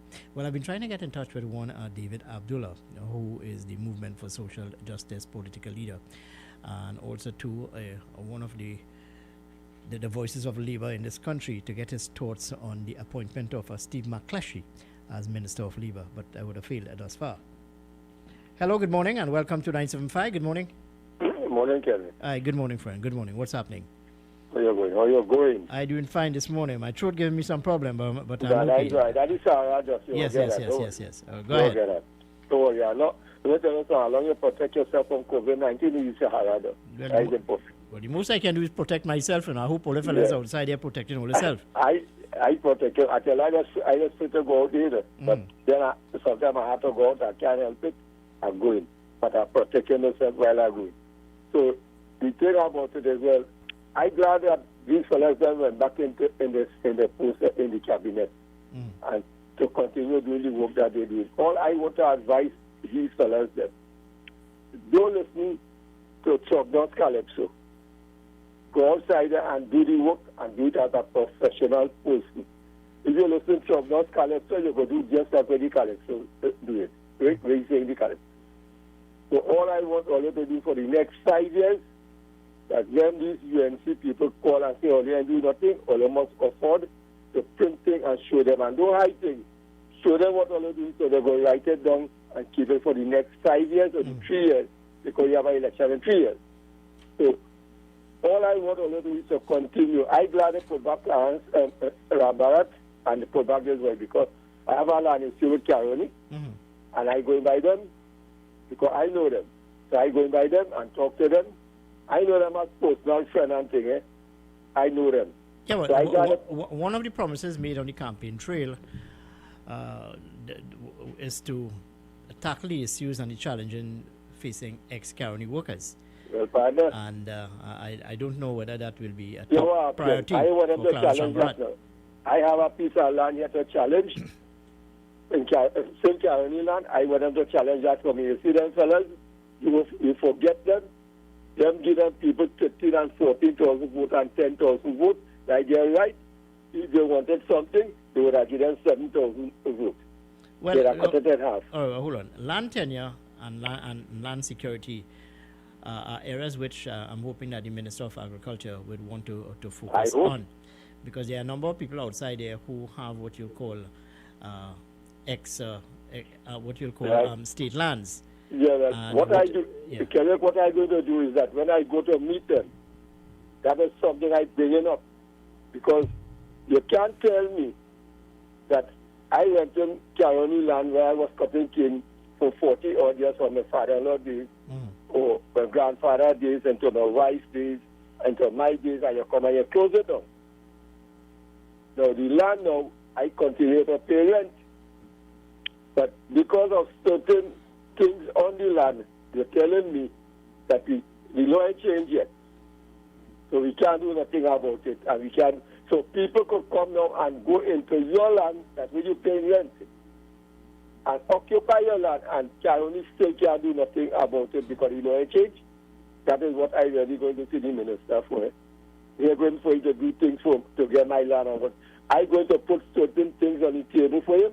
If he can't see it now, when I go, he's going to have to see it because I'm going to tell him as it is. Because he's from Caroni and he will know. That is what I'm going to do. So I got to put back these fellas there. I'm going to talk to them, and I hope that the PNM government will do good for the 5 years and defend the COVID-19 and help the COVID-19 that people wouldn't get going up the road, and everything will be okay, partner. Thanks. All right, friend. Well, thank you very much. Well, certainly it's an uphill task for the Minister of Agriculture, given the fact that us here in Trinidad and Tobago, we have a different palette from people in and around the region. You know, we enjoy consuming foreign products. Hello, good morning, and welcome to 97.5. Good morning. Morning, Kenrick. Hi, good morning, sir. How are you? Okay, I just have a short comment I make this morning concerning position yesterday. Something missing. I find it very hard to accept a man will leave a trident law profession to go and sit down the back bench. Something missing. Something missing in Mr. Keith Scotland. I don't know what it is, but something went wrong with that setup. Well, you're talking about Keith Scotland, and there were rumors circulating that he could have been the next Attorney General. Yeah, something missing. And what about Esmond Ford? You know, he too is a backbencher now, yes? Yeah, well, he was just the speaker last time, but he's talking about trying law profession. You know, the man's on the up. He is a senior lawyer compared to Agrarian. You know that? Well, I don't know that, but I know he has been around for a long while. He has more respect in the law fraternity. Check it out. Thank you. So you're questioning the non-appointment of Keith Scotland to any substantial position, yes? Absolutely. Thank you. All right, my friend. Well, thank you very much for your contribution here with me this morning. Well, his name, that is Keith Scotland, was bandied about as the new Attorney General. And my friend is saying that something would have gone wrong. But look, at the end of the day, it's the prerogative of the Prime Minister, Dr. Keith Rowley, to appoint his cabinet. And, well, we just have to wait and see. You know, it's a wait-and-see game. Hello, good morning. Welcome to 97.5. Good morning. Good morning, Mr. Carrick. Hi, good morning, sir. How are you? A very proactive moderator. I want to just ask you, if we go back to the last 5 years under the PNM government, there were at least one or two bills or act, or whatever is the correct name, that were passed when it was required a 3/5 majority. They got around that by watering it down, right? And I'm wondering if you or you could get someone to explain to us so we wouldn't be frustrated when the time comes. If how they could do that. A 3/5 majority is 3/5 majority. How you could get around that? Is it legal to do something like that? Or why the opposition, didn't stop it? They couldn't file a case or something. And, people like me are at a loss to know why a 3/5 majority could turn into less than 3/5. Thank you very much. Yeah. Well, I don't think it's anything about breaking the law. There are certain legislation which reads 3/5 majority, some need a simple majority, and so on. It's just about whether the pieces of legislation would have gotten the necessary support from the opposition and also from the government. Let's take this call on the line. Hello, good morning, and welcome to 97.5. Good morning. Good morning, Kenrick. Good morning, Nicole. Good morning, Trinidad and Tobago. Good morning, Larry. What's happening? Well, Kenrick, let me say this to start with. I did not view the swearing in of the Prime Minister and the new government, but let me congratulate him and his team. According to the song that you play every day, it is a time that we have to move on and build a nation together. We have to give each and everybody a fair, equal chance in life. If they do make mistakes, that's the reason why the population is here to pull up on their socks. We cannot put blame on anybody at a particular time. Yes, the Prime Minister was in government before. He has made his changes. According to my old parents and grandparents and stuff, they say in life you have to give everybody a fair and equal chance. Now that has happened, let us see if Trinidad and Tobago can heal from all of the different way of languages on social media, via phone call and whatever the case may be. If we do not move forward now, Kenrick, we will not move forward again. Larry, you really hoping for that? Look, Trinidad and Tobago, as of now, everybody will talk about it's time to heal, it's time to move on, it's time to move on with the issues of the day governing the country. But I bet you in the next coming days or weeks or so, when it has sunk in that the United National Congress would have lost the general election, these people will come up with their poison pens again, you know. I know what I'm telling you, Larry. Listen to me carefully. I'm a young person. I don't want to get high blood pressure and suffer with a heart attack. Whatever has to take place in this country by governance, so let it be. We cannot change it. All we can do is voice our opinion, right? So, again, if there are people in this country who are racial, fine. That's their choice of life. I can't change that. But as an individual, as an East Indian, I would very love to see that people come together and try and push this country forward, not backward. Because if we continue like this, Kenrick, our children and grandchildren are going to be taught the lessons of our forefathers growing up, how they brought us up. And we have to break that. We are living here as one. And I know a lot of people would not like my contribution, but according to you, who vexed lost? The Prime Minister has been elected by the majority of the population. We have to accept that. Even though I do not like the PM, and I will say it again, I really don't have much likeness to the UNC anymore, right? So I will say this. Whatever has to happen, let it happen. But the people have the power within themselves to do and make a change when they see it necessary. And according to what I told Mukesh yesterday, I am waiting to hear the first person say, call an election now. I'm going to write that down and keep that as a record. Because at the end of the day, Kenrick, you catching your nenen, I catching my nenen. The world is in a mess right now with this COVID-19. And I think, personally speaking, if Dr. Rowley really has a correct team, especially in the health sector, we could try to get this COVID under lock and key, and I am hoping that he bring out this legislation with mask wearing. And Kenrick, yesterday I listened to the CMO, and he mentioned something I wonder if people took up on it. He said that if you as a person wearing the mask with the valve in front, that is not protecting the person you come in front of. You can remember that statement he used yesterday, Kenrick? And I keep saying it to you and the listening audience. WHO has set out a guideline in wearing masks. And up to now, the CMO and the Minister of Health, it is still Terence Yalsing, right? The Minister of Health is Terence Yalsing still, Kenrick? Yes, my friend Larry. Good. So, they have not pinpointed that these type of masks is for certain age bracket, and now the CMO made it clear yesterday. If I am wearing a mask on my face that has a valve in front, it protects me, but it's not protecting you, Kenrick. And people have to be aware of that. So once again, Dr. Rowley, congratulations. Move this country forward. Do what you have to do as a government to govern this country in the proper way and give everybody a fair, equal opportunity and serve them to the best of your ability. Have a good morning, Kenrick. All right, well, thank you very much, Larry, for your contribution here with me this morning. But just as an aside story to take off where you started there, Larry, talking about masks, the wearing of masks. But first of all, legislation must be passed in order to make it mandatory for people to wear masks, and if they do not wear masks, well, then they can be fined. That legislation must be passed in Parliament, this according to Faris Al-Rawi. In the meantime, the government of the day, the Ministry of Health, they have been calling on us, the people of Trinidad and Tobago, to ensure that we wear masks when in public. But there are certain ordinances, certain regulations, certain laws within the confines of the Trinidad and Tobago law books where you can be prosecuted given the public health ordinance. Hello, good morning. Welcome to 975. Good morning. Morning, Mr. Conrad.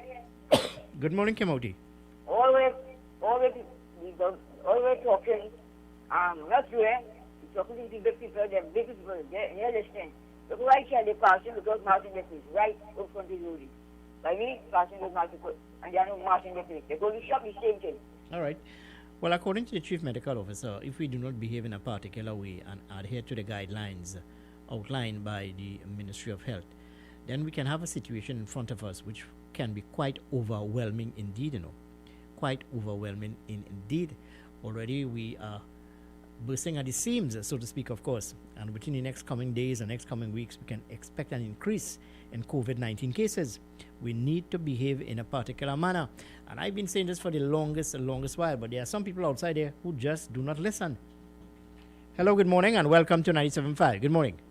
Morning, Mr. Kenneth. Hi, good morning, friend. How are you doing? What's happening? Not too bad. How are you this morning? I'm doing fine this morning. I'm doing really good. Go ahead. Well, you see, this morning we have the new swearing. Have you seen the lady who is running up for the American how do you call her? Deputy Prime Minister, President? You're talking about Kamala Harris, the running mate of Joe Biden, yes? You know where her parents are from? Well, I don't know her background, but I know she has a lot of support from her father is a Jamaican, and her mother is an East Indian. You believe that? It's not whether I believe it or not, but I'm trying to follow your trend of argument. Go ahead. My trend of thought, what we would call her in Trinidad? A Douglas. You know they don't call her out there? You know what they call her? It's either she's black or she's one of the minority. Well, she is being described as a black woman. So I want you to understand that we are all Trinbagonians. Yesterday, when you talk about the gentleman who beat the pan, you saw the skit that they put on with the dance group. Yes. You saw the collaboration with our national colors and what took place with the two tarrier that they had, or two baskets.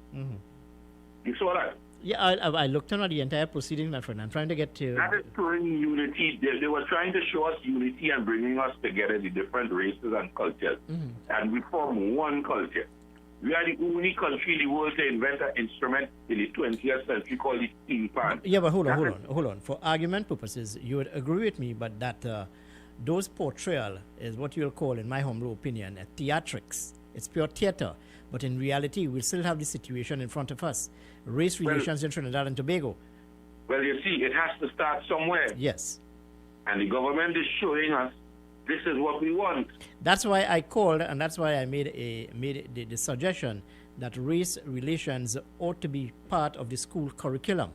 That's why you playing that young lady for the past week. Well, not even that young lady for the past week. For a number of years now, I've been playing a merchant song, Building a Nation Together. It's time. There a man called to tell you now the reason why they didn't pick this man, the lawyer, and they started playing an analogy now. First is that the Election and Boundaries Commission, that is the argument and achieve the election and give it to the PNM. Then we have blank and black. And it all comes from one section of the population. And when they lose, they get more insight. No. This is where you and I have problem. What is the empirical evidence to suggest that this level of discussion is coming from one sector of the population? It comes from both divide, my friend. It's just that it is not media. It is not reported in the media in the main. But both ethnic groups are responsible for what is happening in Trinidad and Tobago. Let's take this call on the line. Hello, good morning, and welcome to 97.5. Good morning. And good morning, Kenneth. Good morning, Mr. Bang Village. How are you this morning? I'm glad you correct him. Because I don't know where he was going. You know, he ran a marathon and he when to stop. No, hold on. He's just taking a spin from Prime Minister Dr. Keith Rowley. That was always so, Kenneth. And I found it very strange that he would have used that platform to get involved in race relations. No, but what what have say you, to you? and point What, that fingers. was always so, Kenrick. We always have steel band in any function we have. We always had the limbo dancing. We always had the Indian dancing. We always had the culture mix. It was always so. But you that, understand? no, but hold on. That is just theater, my friend. That is pure Well, theatrics. you and I know that. So that's why I say they give him the right answer because he know where he was going, and when he know when to go and he know when to stop. But anyhow, I see the same old fact, going back to be ministers in holding important ministry. I see the same old, you understand? And they did in 5 years, and they give them back again, the same ministers, to do it again in the next 5 years. You understand? And I will say, my brother, I wish them all the best. You understand? And I find it so strange that the lawyer guy, the same fella, what's his name again? Help me name now, please. But you want to make a point, can you remember his name? Keith Scotland. Keith Scotland. Scotland.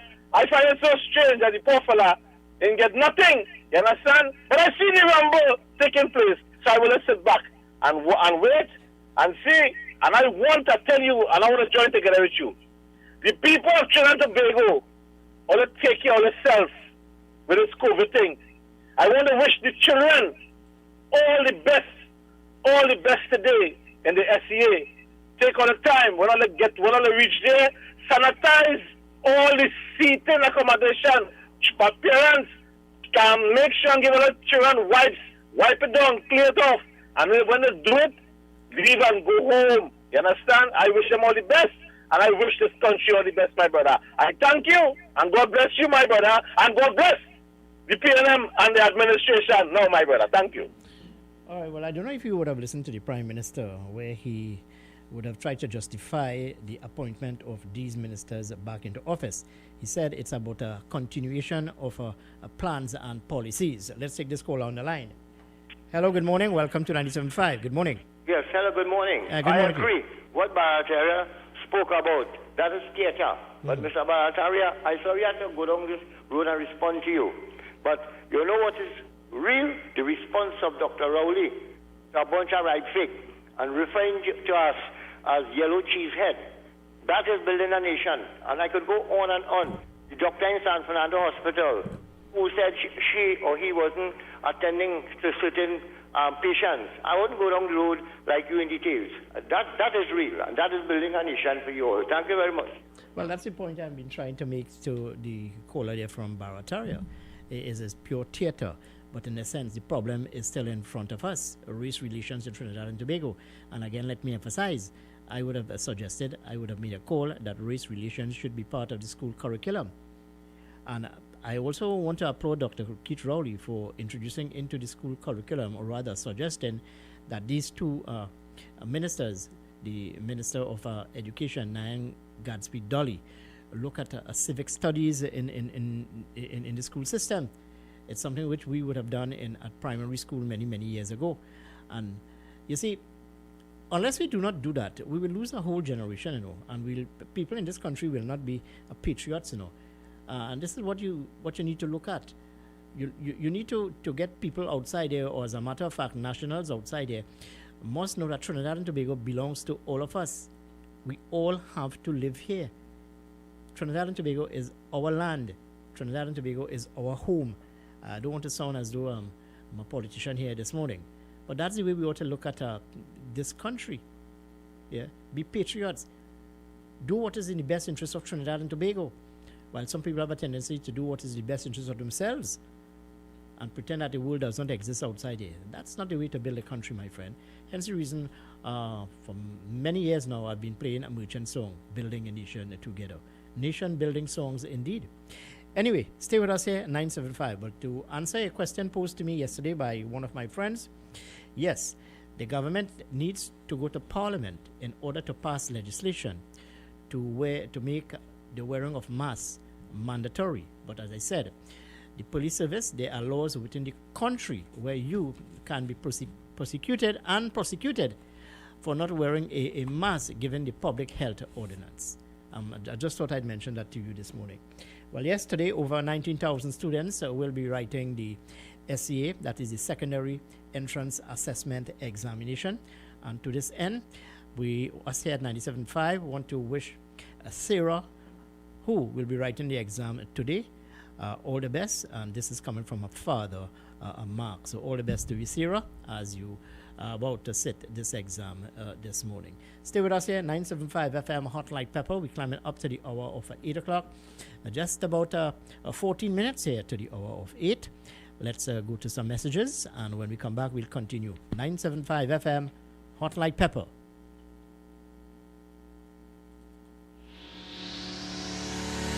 Kathy's Cool Spot Enterprises Limited, number 86 Pearville, opposite the TSTT Exchange in Mayaro. We specialize in all types of meats, dry goods, liqueur, beverages, ice, LPG, gas, motor oils, stationery supplies, and photocopying. We also provide rentals of tents and chairs for your every occasion. Come in and take advantage of our specials at reduced prices on liqueur, wholesale and retail. We are open every day, even on public holidays, for your convenience. TT Post services are available here at Kathy's Cool Spot Enterprises Limited of number 86 Pearville, Mayaro, where our friendly staff will be happy to serve you.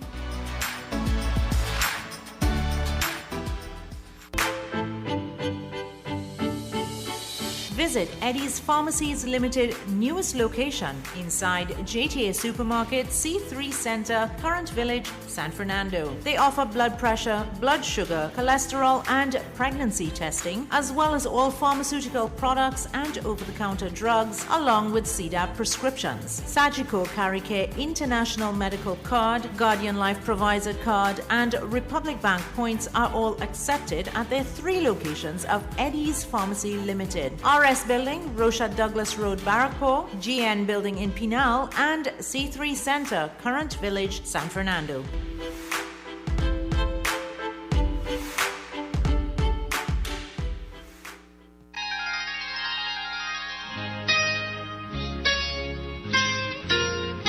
This is Samaru Ramrup inviting you on a journey down memory lane with enchanting songs on the program Nightline. Mondays to Thursdays, 9 p.m. to 12 midnight. Let your heart sing along with the music on U975 FM, Hot Like Pepper, Multicultural Radio.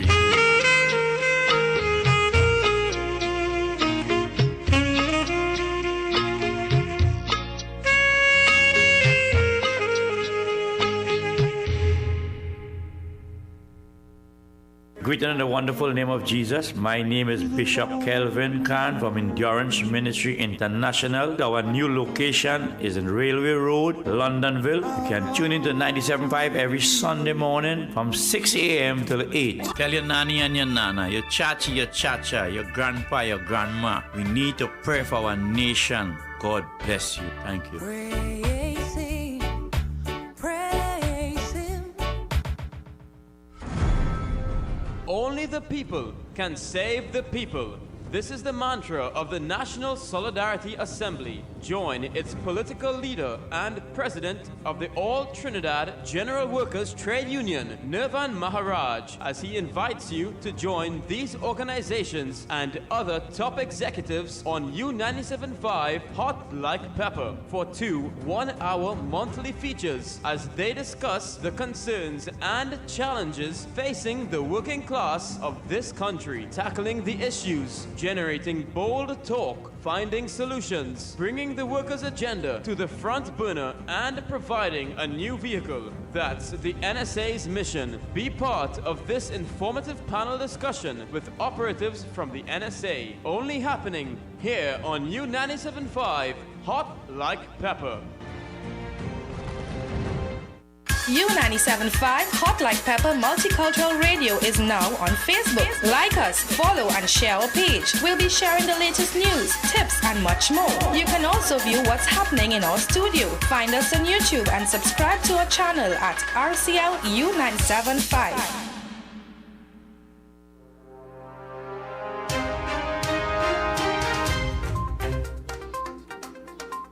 Yes, 12 minutes here to the hour of 8 o'clock, and that time check came to you through the kind courtesy of radio 975 FM, Hot Like Pepper. Well, I've been trying to get in touch with Watson Duke to get his thoughts on the appointment of Steve McCleshy as the new Minister of Labour, but as usual, I would have failed to get him on the line. But I'll try again during the course of the morning or probably tomorrow.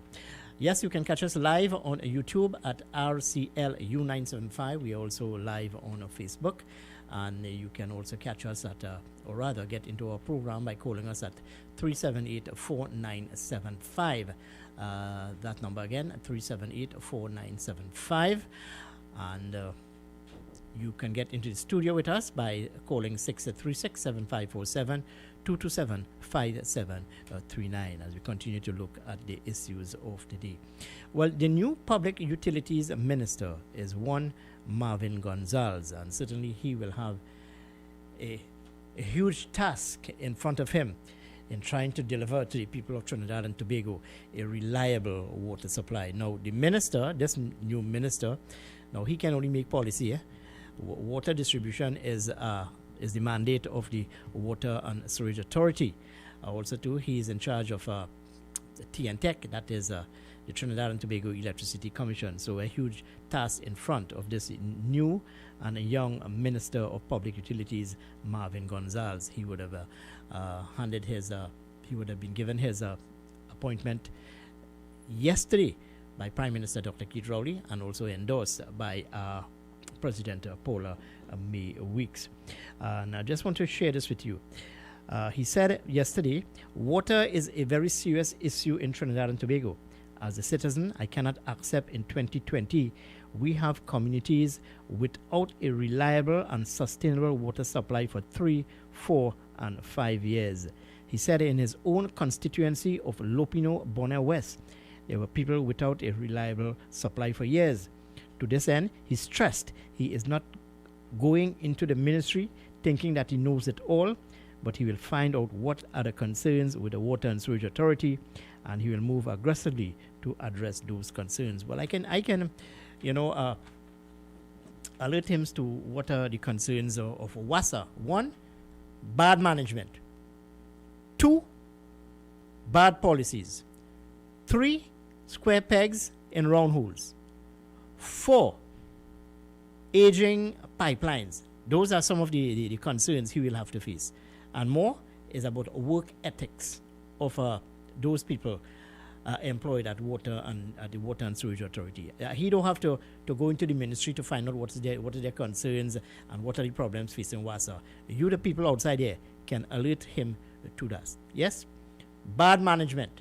Bad, poor management. No accountability. None whatsoever to the people of Trinidad and Tobago. Aging pipelines. These are some of the concerns. Lack of resources. Another concern here. So, as I said, the new minister do not have to go into WASA and find out what are their concerns and what are their challenges and so on. You, the people outside here, can alert him to such. Let's take this call on the line. Hello, good morning. All right, I'm sorry to miss your call. You need to call us back, 636-7547, 227-5739. Those are the numbers to get into our program here this morning. And of course, the new Housing and Urban Development Minister, Penelope Beckles, well, she too will have a real headache in this ministry because there are thousands and thousands of applications before her for people wanting to get into the program that is the Housing Development Program. She said the current process where people have reported waiting 20 or 30 years to be allocated was not functioning, and she would be analyzing the issue. Well, good luck to you, Penelope Beckles Robinson. She said, quote, people will have a reasonable and good chance to qualify for a home. She said of the 200,000, now listen to the figure, 200,000. She said of the 200,000, many were single mothers, and the issue has to be looked at in terms of people who are in need. I agree with her. She also said she will be looking to address situations of people renting out their Housing Development Corporation homes, and there must be monitoring in place to stop these incidents. Well, listen to me. It was a matter which was brought to the fore to move in to the outgoing Minister of Housing. So this is not something new. We would have a number of reports here before us, people calling in from various communities, talking about people who would have been assigned an HDC quote-unquote house, but they would rent it out. Yes, they would rent it out. Now, this is something which I'm hoping that this new Minister of Housing and Housing, Penelope Beckles-Robertson, should tackle. This cannot continue like this, and I cannot understand and appreciate why people have to wait 20 and 30 years for a house. Why? But there's a qualification process. A determination must be made, and this needs to be sanitized, if you agree with me. Anyway, so we're moving on with our conversation here, 975 FM Hot Like Pepper. Let's take this call on the line. Hello, good morning. All right, I'm sorry to miss your call, but you can call me back here, 636-7547, 227-5739. So those are some of the key ministries and key ministers: the Ministry of Housing, the Ministry of National Security, the Minister of Finance. Well, let's talk about the Minister of Finance. His very first task now is to prepare a budget for 2020-2021. Minister of Finance, Colm Imbert. Hello, good morning. Welcome to 97.5. Good morning. Hello? Hello? Well, I don't know what's wrong with your line, my friend, but we have a very bad connection. So you need to call me back. Yes? Yeah, we're talking here about the Ministry of Finance. Well, the new Minister of Finance, or not really new, newly he has been installed again as the Minister of Finance, Colm Imbert. Well, I'm sure that people are hoping that this Minister of Finance do not put additional burden on the people of Trinidad and Tobago with new taxes and what have you.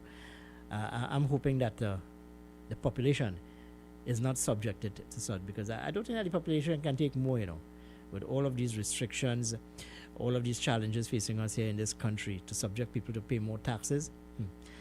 That certainly will not be too comforting to the people of Trinidad and Tobago. Anyway, 4 minutes here to the hour of 8 o'clock. Let's take a commercial break. Keep you a bit entertained this morning with one of our nation-building songs here. And when we come back, we'll continue. 975 FM, Hot Like Pepper.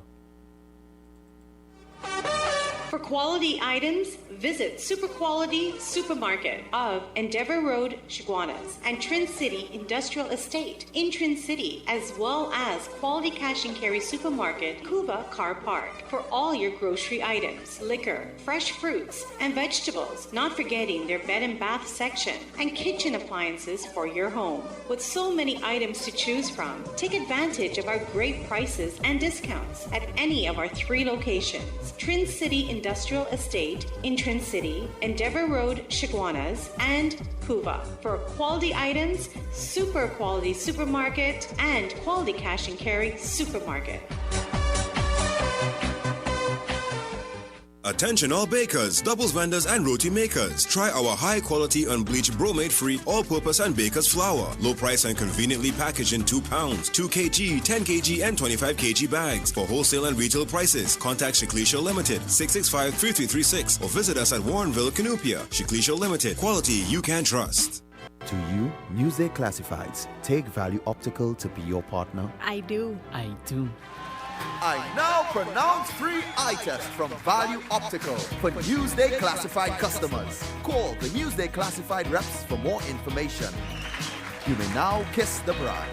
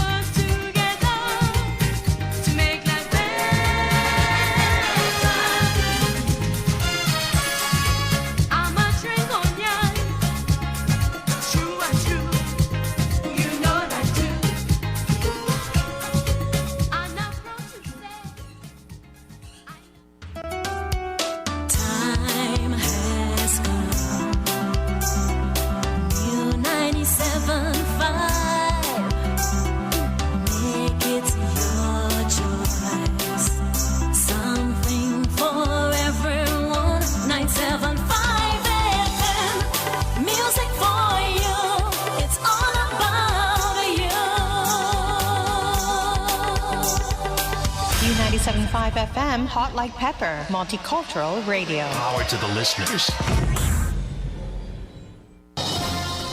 It is now time for Major News to the Hour, brought to you by Crystal Beverages Company, Super Quality Supermarket, Sheikh Elisha Limited, and the Trinidad and Tobago News Day.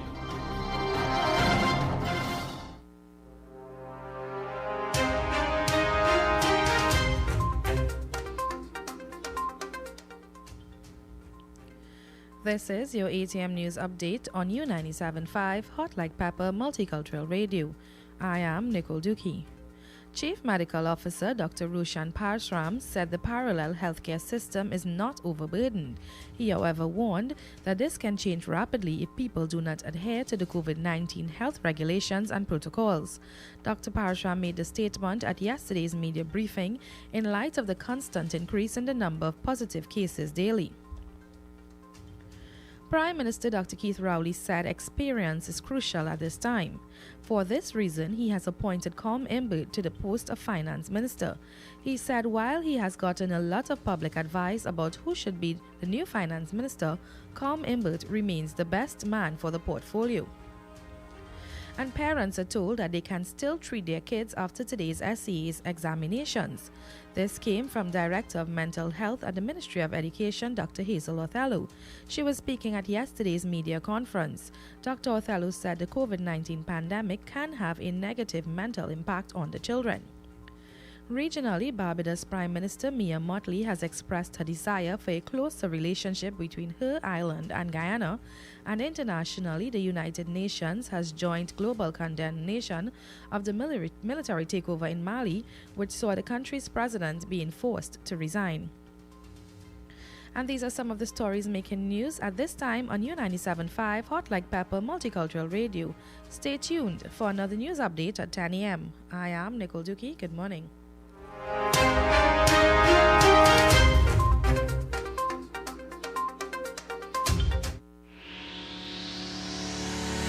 Kathy's School Sport Enterprises Limited, number 86 Pearville, opposite the TSTT Exchange in Mayaro. We specialize in all types of meats, dry goods, liquor, beverages, ice, LPG, gas, motor oils, stationery supplies, and photocopying. We also provide rentals of tents and chairs for your every occasion. Come in and take advantage of our specials at reduced prices on liquor, wholesale, and retail. We are open every day, even on public holidays, for your convenience.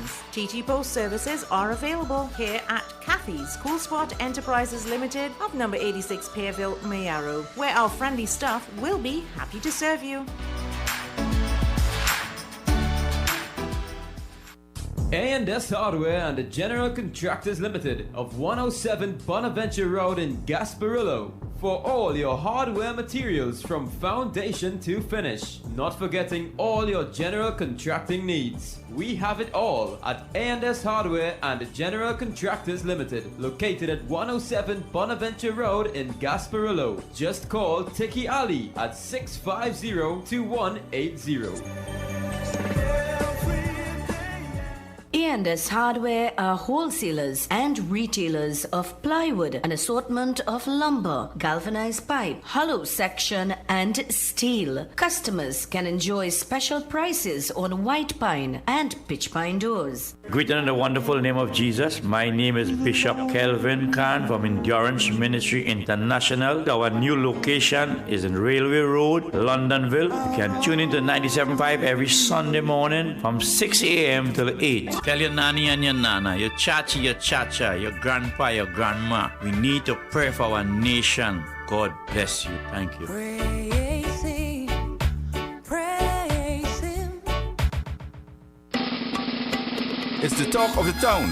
It's Talk It Talk on U975 FM, Monday to Thursday from 6 to 9 p.m. So join me, your host Mukesh Baburam, on a 3-hour journey guaranteed to take your stress away. Remember, Monday to Thursday, right here on U975 FM. Gosh, boy. I can't wait to go home now. Stuck in traffic again, Hare Babri. Well, guess what? Your day is about to get hotter than ever in the afternoon. It's the new afternoon drive time program on you 97.5 FM, Hot Like Pepper Multicultural Radio. Tune in Monday to Friday from 3 p.m. to 6 p.m. with yours truly, the DJ Flavia Experience. Let's make it hotter than ever in the afternoon. Great music, great info, and great vibes. Hotter than ever in the afternoon. Monday to Friday, 3 to 6 p.m. on you 97.5 FM, Hot Like Pepper Multicultural Radio.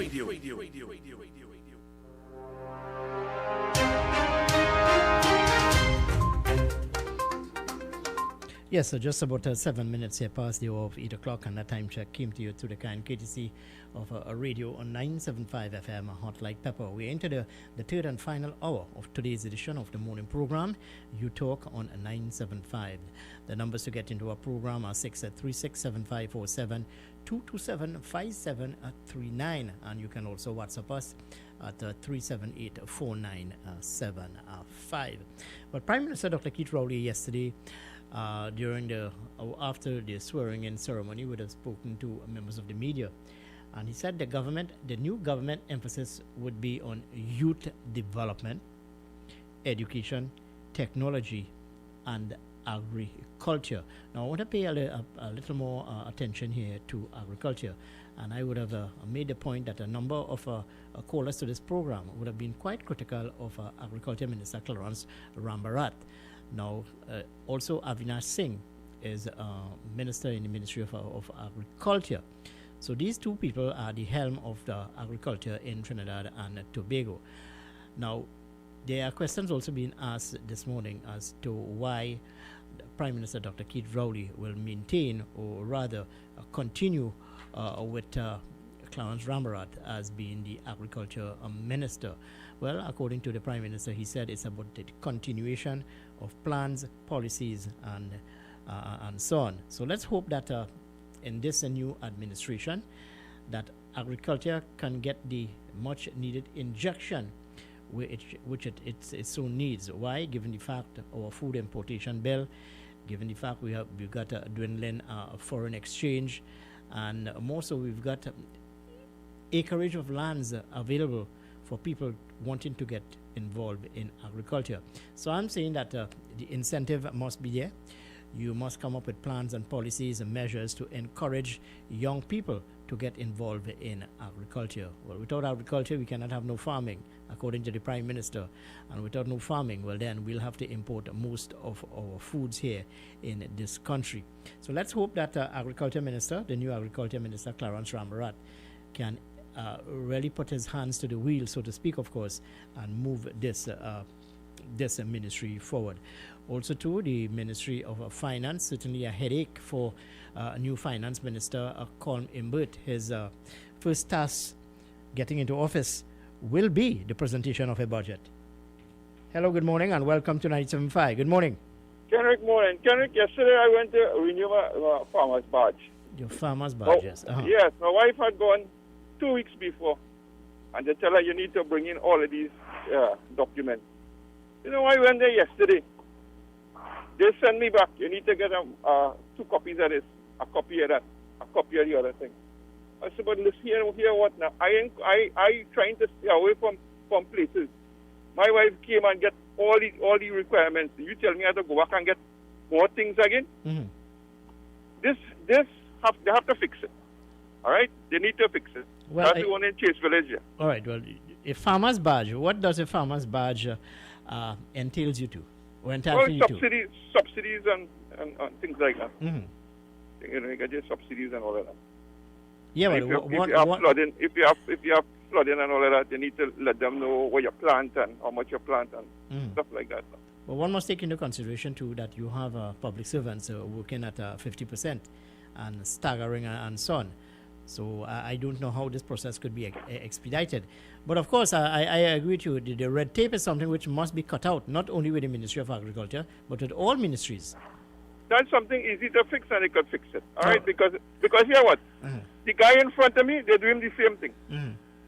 So you have to leave there now and then come back again. I mean, you want to kind of stay away from places too. So you don't want to to go back in one place 2 times and 3 times. All right. Share your thoughts with me on the composition of the cabinet.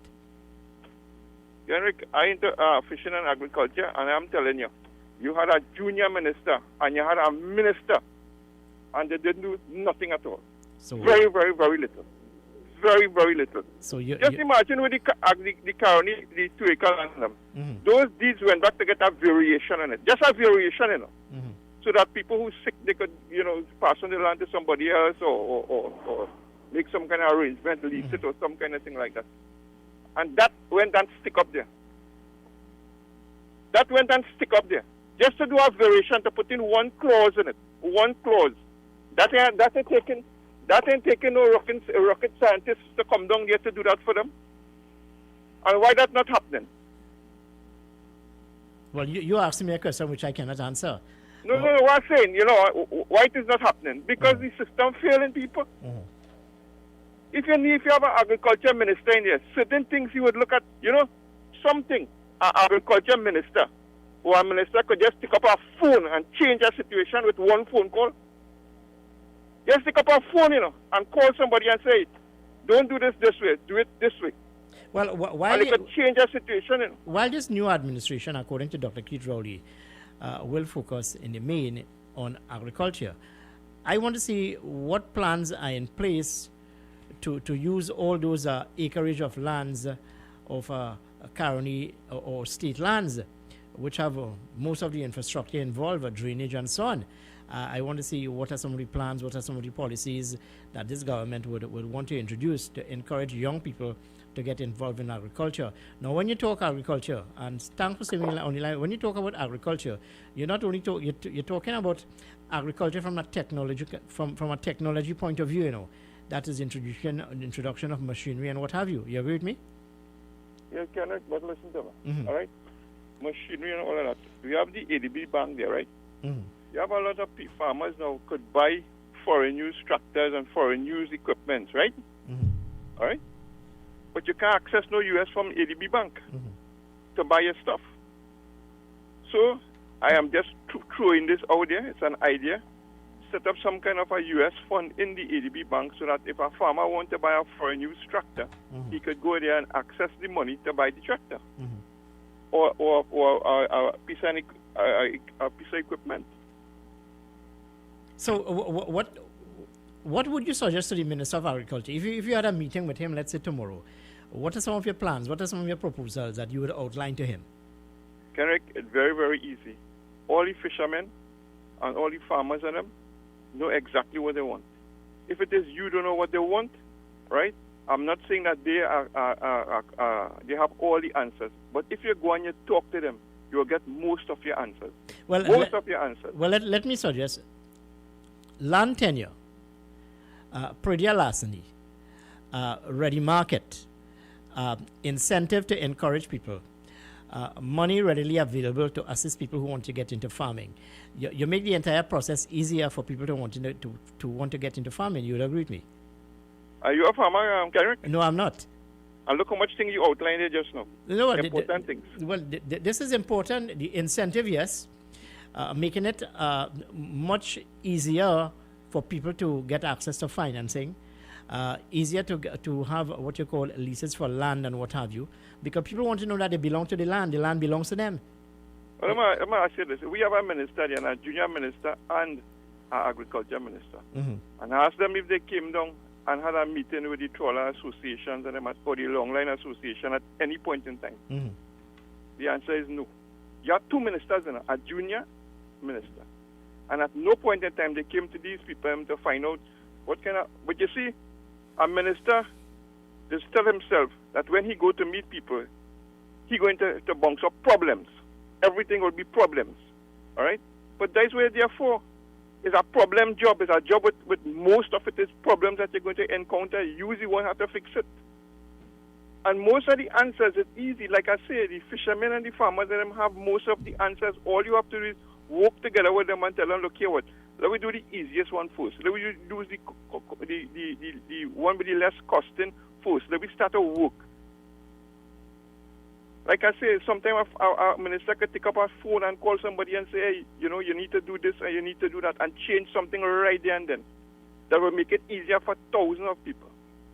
But they don't do them things. They don't meet with the people. That's the most important thing. You have to meet with the people, especially if you're going into agriculture. You have to meet with the farmers. You have to meet with the fishermen and them. You have to work together with them. Look, this minister came down Orange Valley here when they raised the price of diesel. All right, we run him right around the building because they do some work on the compound. We walking right around the man, just trying to 1 minute to talk to him about the price of the diesel. And when he's ready to go in his vehicle, then the man ready to go. Minister, we want to have a word with you. We have to raise the voice and he stand up. We want to talk to you about the price of the diesel. I can't do nothing about that and sit down in his vehicle and go on. That's representation. All right, my friend. Well, I hear you. As I said, it's certainly a headache for the Minister of Agriculture, because if the government's trust is in agriculture, so that we as a people, as a nation, we can greater feed ourselves. Well, the Minister of Agriculture, he has what you call a huge task in front of him. A huge task indeed. So to finance a minister to balance the books of Trinidad and Tobago. His first task is, as I said, is to prepare a budget, 2020 budget, or rather 2020 to 2021 budget. A huge task indeed, balancing the books, because you have a recurrent expenditure. You have public servants who want their money. You have outstanding negotiations and what have you. So as I said, it's no easy task for this government moving forward. And President Paula May Weeks would have said, bend your back, put your hands to the wheel, and move the country forward. It is no time, failure is not an option. Hello, good morning, and welcome to 97.5. Good morning. Morning. Yeah, good morning, sir. I want to get any program. Yeah, well, you're on the program. You're live on 97.5. Go ahead. Okay. With Mr. Kendrick? Yes, I am. Okay, this is Nandlal from Pinal. Nandlal from Pinal, well. Okay then, now you may not remember. Okay, go ahead. Okay. We would have met. We would have met already. Yes. Yeah, many times. Okay. What's on your mind? Mr. Nandlal? Okay. I would like to congratulate the new PNM government and its entire parliamentary ministers. All are new, especially the return of Mr. Colin Imbut as the Minister of Finance. Mm-hmm. I understand he was returned for his vast experience and a sharp remembrance. I understand that he has already prepared his 2021 budget, and I hope that he has included in his budget the arrears he did not deliver to the senior citizen when in 2018-2019 budget he said that the senior citizen who received 3,000 NIS will now receive from January 1st, 2019, 3,000 senior citizens. But that did not materialize. He paid 500, and I hope that he gives us, the senior citizens, the next 500 and a retroactive payment from January 2019 to the implementation. Okay, friend, well, I hear you. Now, well, it's something which I would have spoken about. And then one senior operative of the Ministry of Social Development would have spoken to me about it and talk about a band.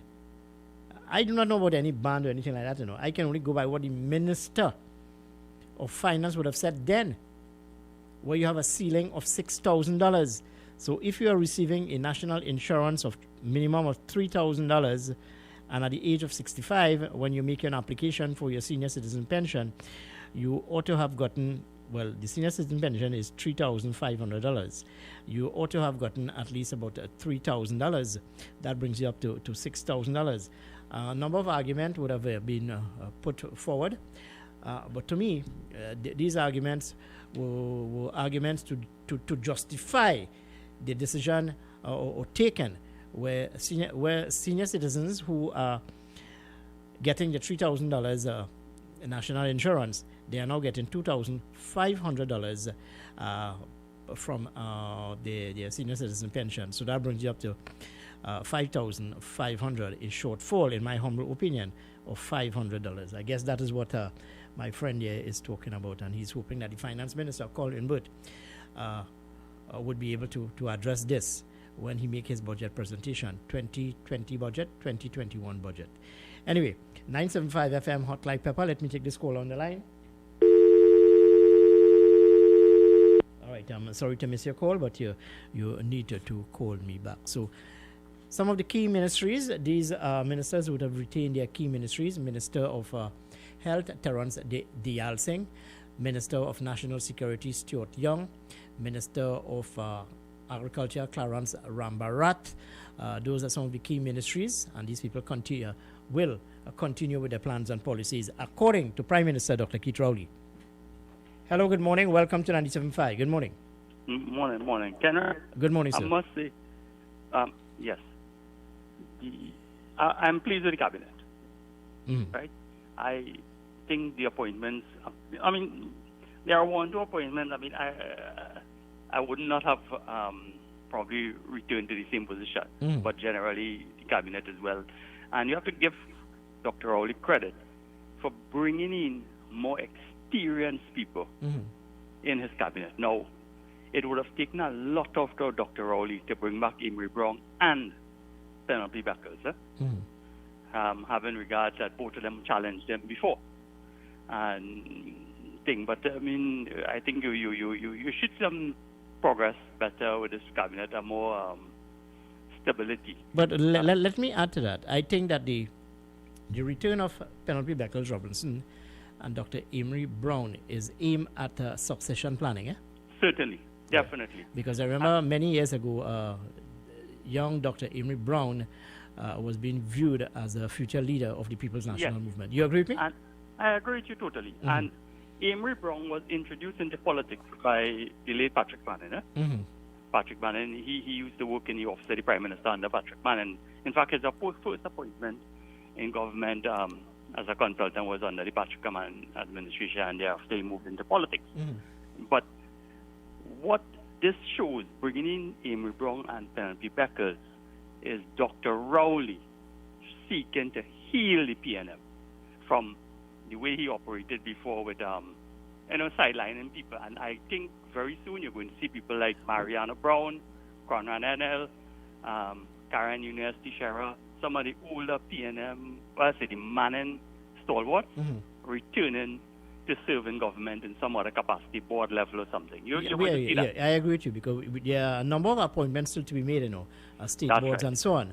And you can see these people resurfacing somewhere along That's the right. lines. Yeah. And Dr. Emery Brown and Penelope Beckers are going to be the catalyst for the negotiation with these individuals, rather than Dr. Rowley going directly. These two people are going to break the ice to bring them back to serve within the government. And you're going to see that. And it is where you call the healing. And this is going to happen, unlike the opposition right now. By the way, when is the press conference for the UNC election, which is due in this year? Well, because Kenrick. I'll tell you something. For the morning, I would have tried at least to get in touch with 3 quote-unquote opposition politicians to get their thoughts on the composition of the cabinet and so on. And would you believe me if I say to you, my friend, that the phone went dead? Not surprising. But Kenrick, the opposition has been calling for transparency in the national elections, correct? Yeah. They have raised over 100 or 200 issues with discrepancies in the last elections, correct? They have always been calling that they want free and fair elections. How come you could have internal elections in November of 2017, 3 years after is November 2020, but you come and say elections is internal in 2021? I mean, where's the transparency within the internal? But before we go, I hope before this election, Kamala Persad-Bissessar will introduce the new constitution of the UNC that she promised in 2013. All right, but before you go, your thoughts on the composition of the opposition in the Senate. Give me your thoughts. Who are some of the people you'd like to see there?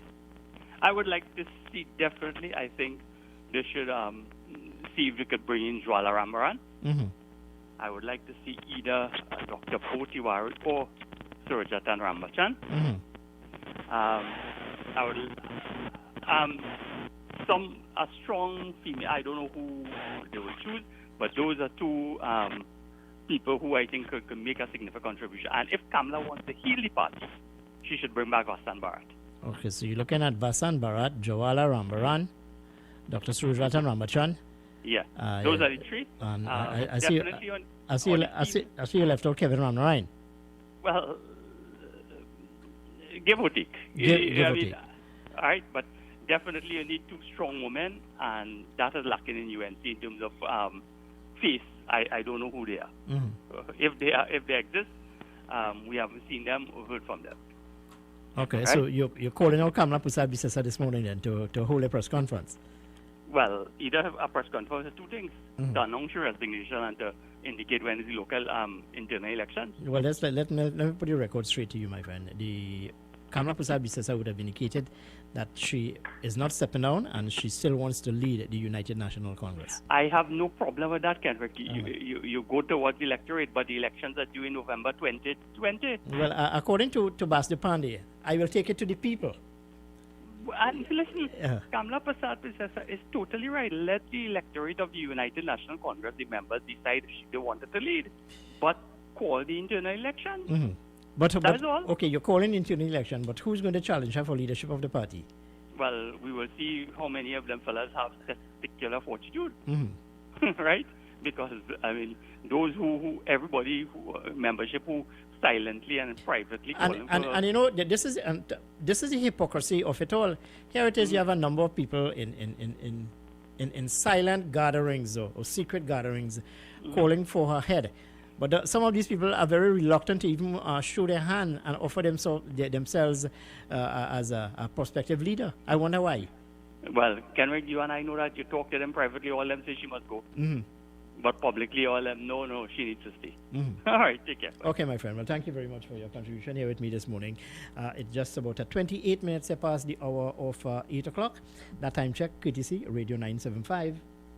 Hello, good morning. Welcome to 975. Good morning. Good morning, Trinidad and Tobago. Good morning, friend. We want to, Mr. Kenrick, we had to extend our condolences to the family that was robbed at Palmyra village. Yeah, boy. I spoke about... The son is due to write commemorations there. The mother contemplating each to send him another understanding and neck brace. Right? Mm-hmm. And that was so devastating because the exam was already so challenging them, and then he had to face an extra challenge. But it's a sickening situation. My understanding is that 7 miscreants would have entered into the home, robbed the family, beat them up or so on. Mr. Kenrick, I never experienced that, and I don't think I ever wanted to dream. I imagine from a house anything to experience. You just get up in a bed, Kenrick, night and see a stranger by your bed. I think that's well dreadful. And the thing about it, no suspects have been identified as yet. No. I wonder what the police are doing about it. But Mr. Kenrick, what I realized is, like, apparently, like, from what they said in the papers, they had to check someone close to them, close to the family, like because what happened there is apparently that was the only weak spot in the house. What the report said in here that the place is well secure. Says just have some windows and there had to be somebody like who close to the house because you or I can't just know that the house have a weak spot. Just most likely abandoned to the family. But whatever, and I hope the support systems will reach out to them because I mean it's very traumatic and. We wish the young boy very well if he's going to sit the exam, but maybe I don't know if somebody can be made the facilitation. All right. Well, I saw the police recovered. I saw a couple of stolen cars and about 20 gas tanks and other thing. I mean, wherever they get information, they work in it because 9 vehicles and 20 gas tanks. So, it's like the police can really see or know where to have something. The public is the one to support and give the information in whatever way. So they can tackle this. Well, hence the reason why I said it to you on the listening audience, and I've always been saying it, that you can change a government, change a Minister of National Security, change whoever, but the wave of criminality continues in Trinidad and Tobago. Yeah, it does not change. It's more and more sophisticated and technical. Because remember, they have the social media, we have like tell your partner, you have a roadblock in front and they turn around right there. So that is, I mean, that is our criminality. They're using it to their advantage, whatever it is. Yeah, right, but right, when we finish that? No, go ahead. I'm listening to you. I want to share another thought there. I don't know why it is in our culture here, right? You have a system called democracy where whether that party or government, right, and it asks people to suggest who they would like or so. And why leaders tend to hold people in to grudge whenever they challenge our leadership or whatever it is. Because at the end of the day, none of us could stay all the time, right? Like, and if somebody show interest in being a leader, I don't see any problem with a leader. It tends to say at some point in time you have to pass the baton. If you may pass the baton will follow down. That's the thing about life. Well, there's something about power, boy, and the trappings of office. People don't like to give this up, you know. Yeah, it's sweet, you know, when I look at it. I mean, as one politician would have told me when I was in UE, he said, politicians who are out of office, they do all within their power to get back into office. Yeah, especially when you had the taste already. Yeah. All right, so, but I mean, I think we have to be more mathematical. We know we tend sometimes to make some damaging comments against people who strive. Is that democracy? You must expect in a democracy for somebody to compete against you.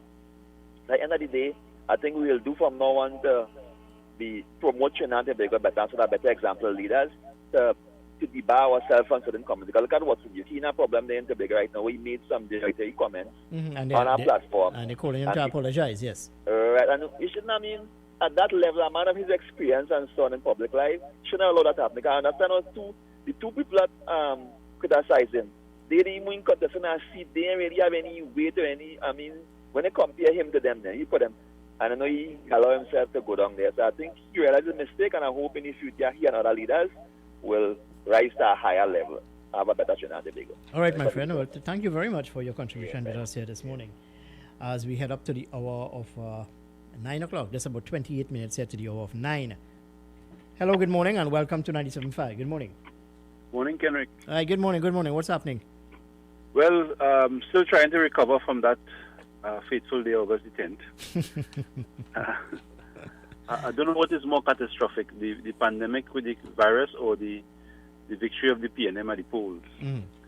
The people would have spoken, I know. The people would have spoken, yes? Well, that's what I want to come to. When we say the people have spoken, in Trinidad and Tobago, right, in the turnout in the elections, right, less than 60% of the people voted. And of that 60%, the PNM got less than half. So the PNM, in my view, received about 30% of the voting population. And in other words, they are a minority government. Right? The point I'm making is that they are a government that does not have the majority of the people. Right? Now, they are the winner of the race, but they are not a government with the majority of the support of the people. That is one point. Now, in terms of seats, they won 22 seats. They won 20 seats in Trinidad. 20 seats in Trinidad and 2 in Tobago, right? Yeah. Now, according to the laws of our country, the constituencies in Trinidad and Tobago must be divided equally, right, as far as it is practicable. Now, I find it very strange that in San Fernando West, San Fernando East, and Pointe-a-Pierre, the total voter list, the electorate in those constituencies are 25,000. In Couva North, in Couva South, in Caroni Central, and so on, it is 30,000, right? And I don't understand what scientists had to come into Trinidad to investigate this thing, to understand the difference between 25,000 and 30,000. Now, if you were to be going according to the law, you would realize that San Fernando East, West, and Pointe-a-Pierre, and La Joqueta Talparo, and Chaguanas East, and Moruga Tableland would look very different when the polls are closed. And I am saying that the PNM they have been strategically putting people in the institutions of this country and the EBC so that this will continue to exist. The easy example I want to use, in Tobago there are 2 constituencies, 2, right? One is called Tobago East and one is called Tobago West. One is 27,000 and one is 23,000. Could you tell me in basic English what is going on in this country and why it is? Now, a report was laid in Parliament last year of March, and the opposition didn't have a word to say about it, right? So what it is that we have to do in this country to get equity, right? So when people want to understand why there is what they will see as a perceived racist behavior from a Trinidadian East Indian, right? It is because this systemic bias towards them on every front. Why is the HDC give out 90% of their housing to one race of people, and the other 10% you must have belong to that? At least half of the marriage have to belong to that race to get into the 10%. This country have to fix itself, otherwise we will continue to have a minority government. The country will always have a government that cannot govern, because they are governing based on race and based on geographic location and so on. I don't want to go too long. All right, Thank you very much. Well, I hear you. Well, then maybe, you see, I can respond to you in a number of ways. The Election and Boundaries Commission are charged with cutting up the constituencies. They are charged with that, and a constituency is made up of the electors, not really in terms of geography. So you have between 25 and 30,000 people eligible to vote in a constituency. It is divided like that. But I understand the point you're trying to make, and you're talking about, well then maybe you can explain to me what would have transpired in 2015, 2010, when you had 29 seats and so on. So, but I understand your point of view, I understand your point of view, but there are different arguments for that. But as I said, if we do not have trust and faith in the independent institution of this country, well, then we're not going anywhere. Hello, good morning, and welcome to 975. Good morning. Good morning, and as usual, thank you for taking time to explain, to educate, to elevate, to raise the thinking of your people. A winner is a winner. You cannot force the people to vote. And if quarter decide to vote, whoever is the winner is the winner. We must never be sour losers. This is always about the amount of the people, the counties who vote and everything, and it's not about the popular vote like Guyana. We must accept when we lose. Your leaders will put out the money. They would have performed. One of the most beautiful and lucky things, when Kamala Prasad was there, she had the majority which she could have changed the laws that a lot of she people arguing for now. Mr. Rowley had it hard. It was nearly even, just like now.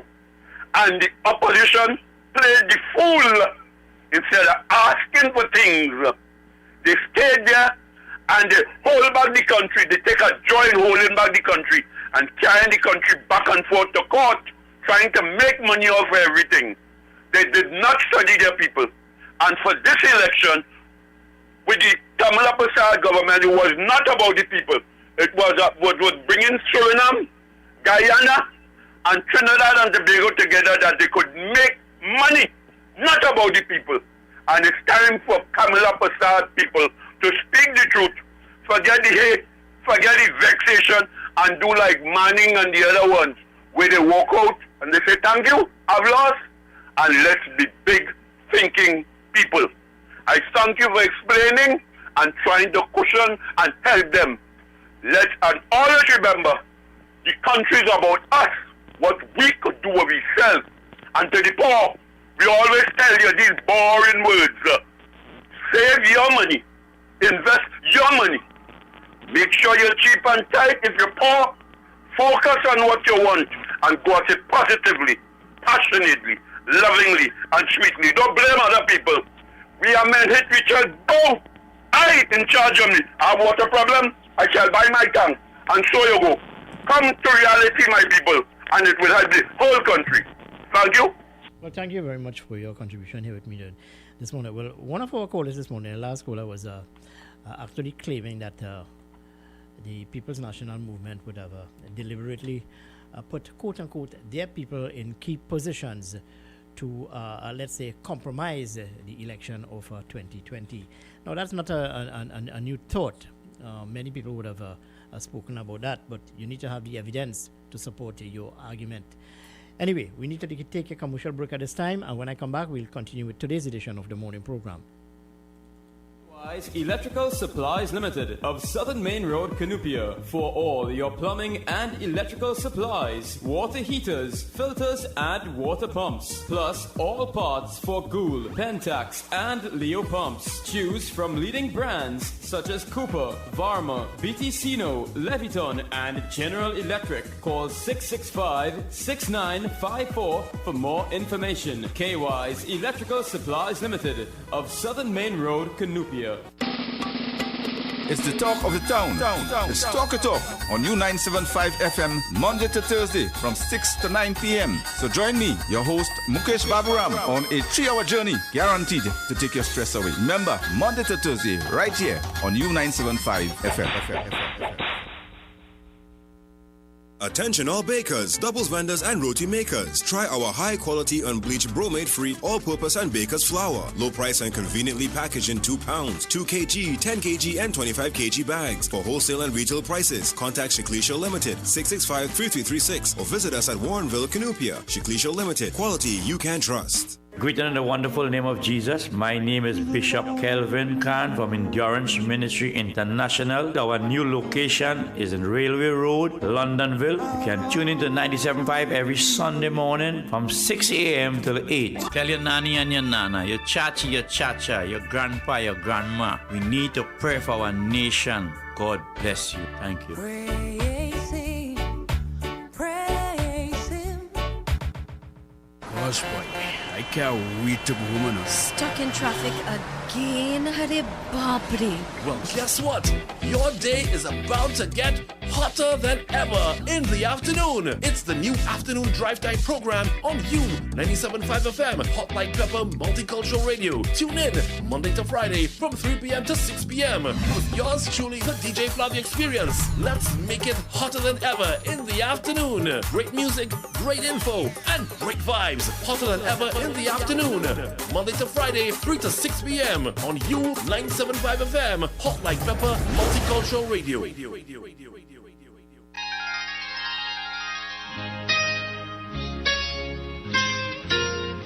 This is Samaru Ramru inviting you on a journey down memory lane with enchanting songs on the program Nightline, Mondays to Thursdays, 9 p.m. to 12 midnight. Let your heart sing along with the music on U975 FM, Hot Like Pepper Multicultural Radio.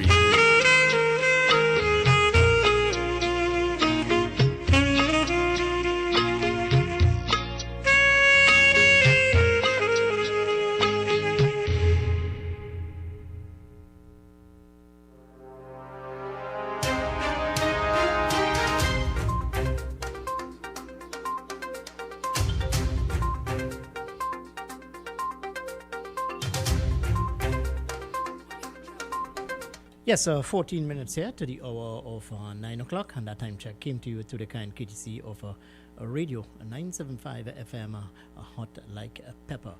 Let me take this call on the line. Hello, good morning, and welcome to 97.5. Good morning.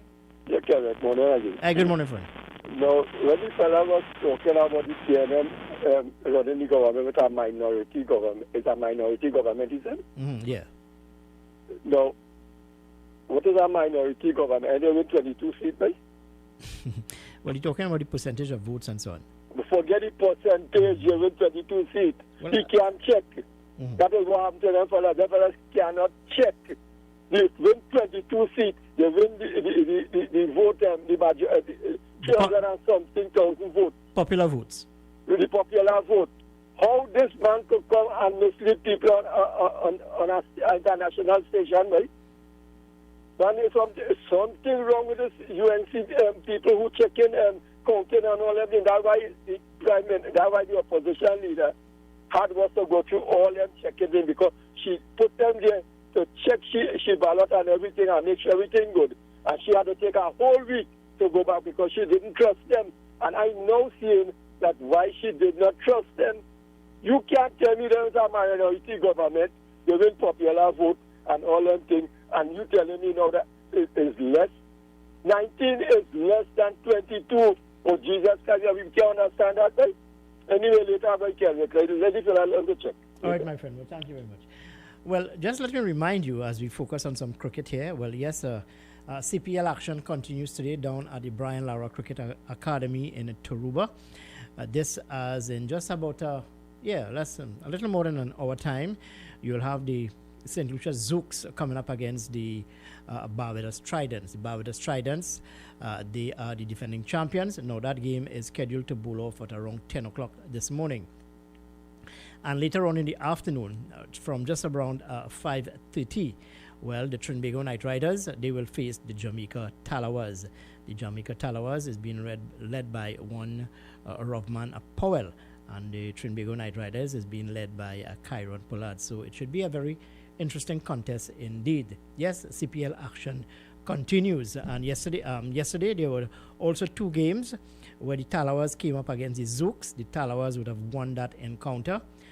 And the 5:30 fixture, you had the Patriots coming up against the Guyana Amazon Warriors. Well, the Guyana Amazon Warriors, having played two games thus far, would have won that encounter yesterday. So CPL action down at the Brian Lara Cricket Academy. Note that no spectators will be admitted into the gates. The competition or the tournament is being played in a biosecure environment. It's a bubble, so to speak, folks. And tomorrow, well, the Patriots will be coming up, then tomorrow is an off day. Tomorrow is Friday. There will be no games tomorrow. On Saturday, the Patriots will be coming up against the Zooks. That's in the first game at around 10 o'clock. And then at around 2:15, you have the Guyana Amazon Warriors coming up against the Talawas. Well, people have been questioning the timing of the games on weekends. Well, Shiva, just to explain to you and the listening audience outside there, the timing of the games on weekends, that is Saturday and Sunday, for 2:15 is to facilitate our what you call international audience, more so those people in the Far East. I know that India, one of the major companies there in India, are some of the major sponsors of this tournament, the Caribbean Premier League. So the games at around 2:15 is to facilitate the Asian audience. And I hope that makes some sense to you. All right, well, let me say my final goodbye for the day and invite you to join me again tomorrow. But I have this caller here on the line. Hello, good morning, and welcome to 97.5. Good morning. Hey, good morning. Hi, good morning, Brian. How are you keeping, friend? What's happening? I'm going good. Well, you get me before I was about to close the program, boy. So what's on your mind this morning? Well, I see CPL has started, as you were saying. Mm-hmm. And, well, the games are going well. TKR got their first win. That's good. The Amazon got their first win, I think, last night. Yeah. Yeah. So it's a little different in that, no fans could go. Right? And I saw the cabinet sworn in yesterday. Mm-hmm. I am a bit surprised, or maybe I'm a bit shocked, that Keith Scotland was left out. Well, we had a discussion this morning, more so to Esmond Ford. Well, I don't know if there are greater things for these people. Keith Scotland, there's a view being expressed that also to Christine Kangaloo may not return as a president of the Senate. So, yeah, I saw that as well. But because the president of the Senate also makes up the list. Yeah. I'm a little surprised with that one.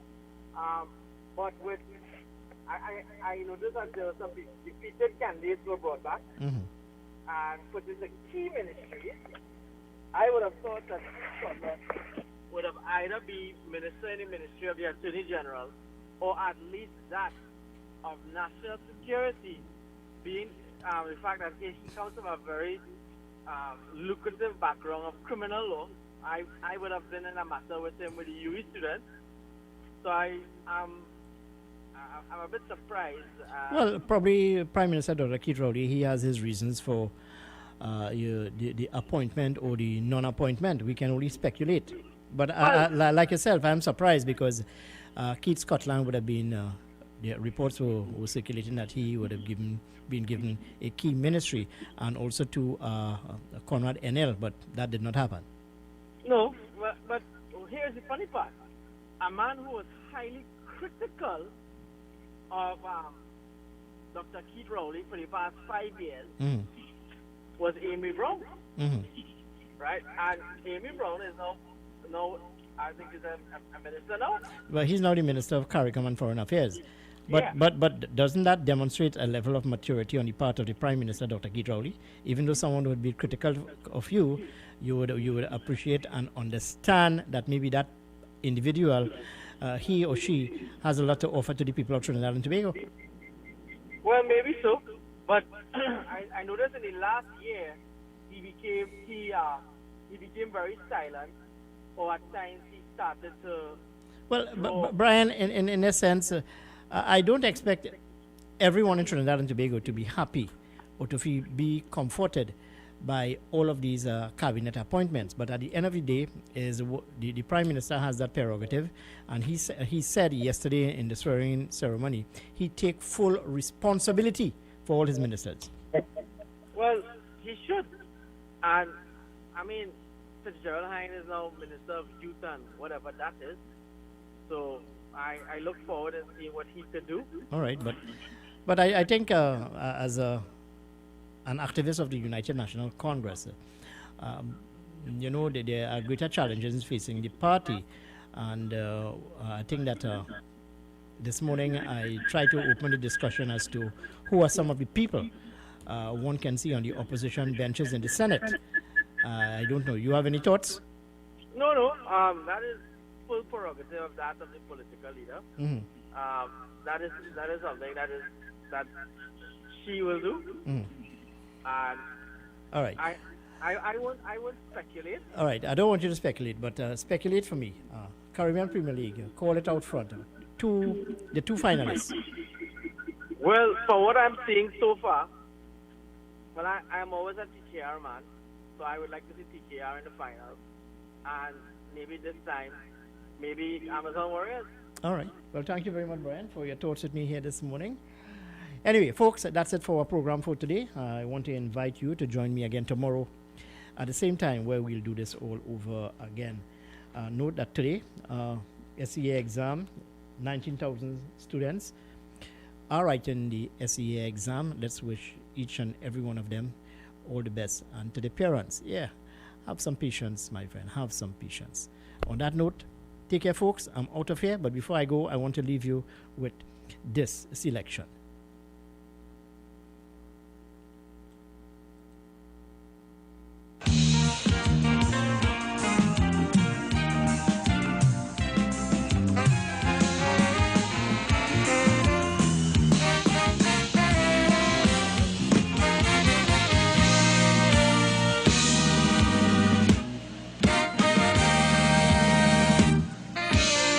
Education, education, this is the foundation.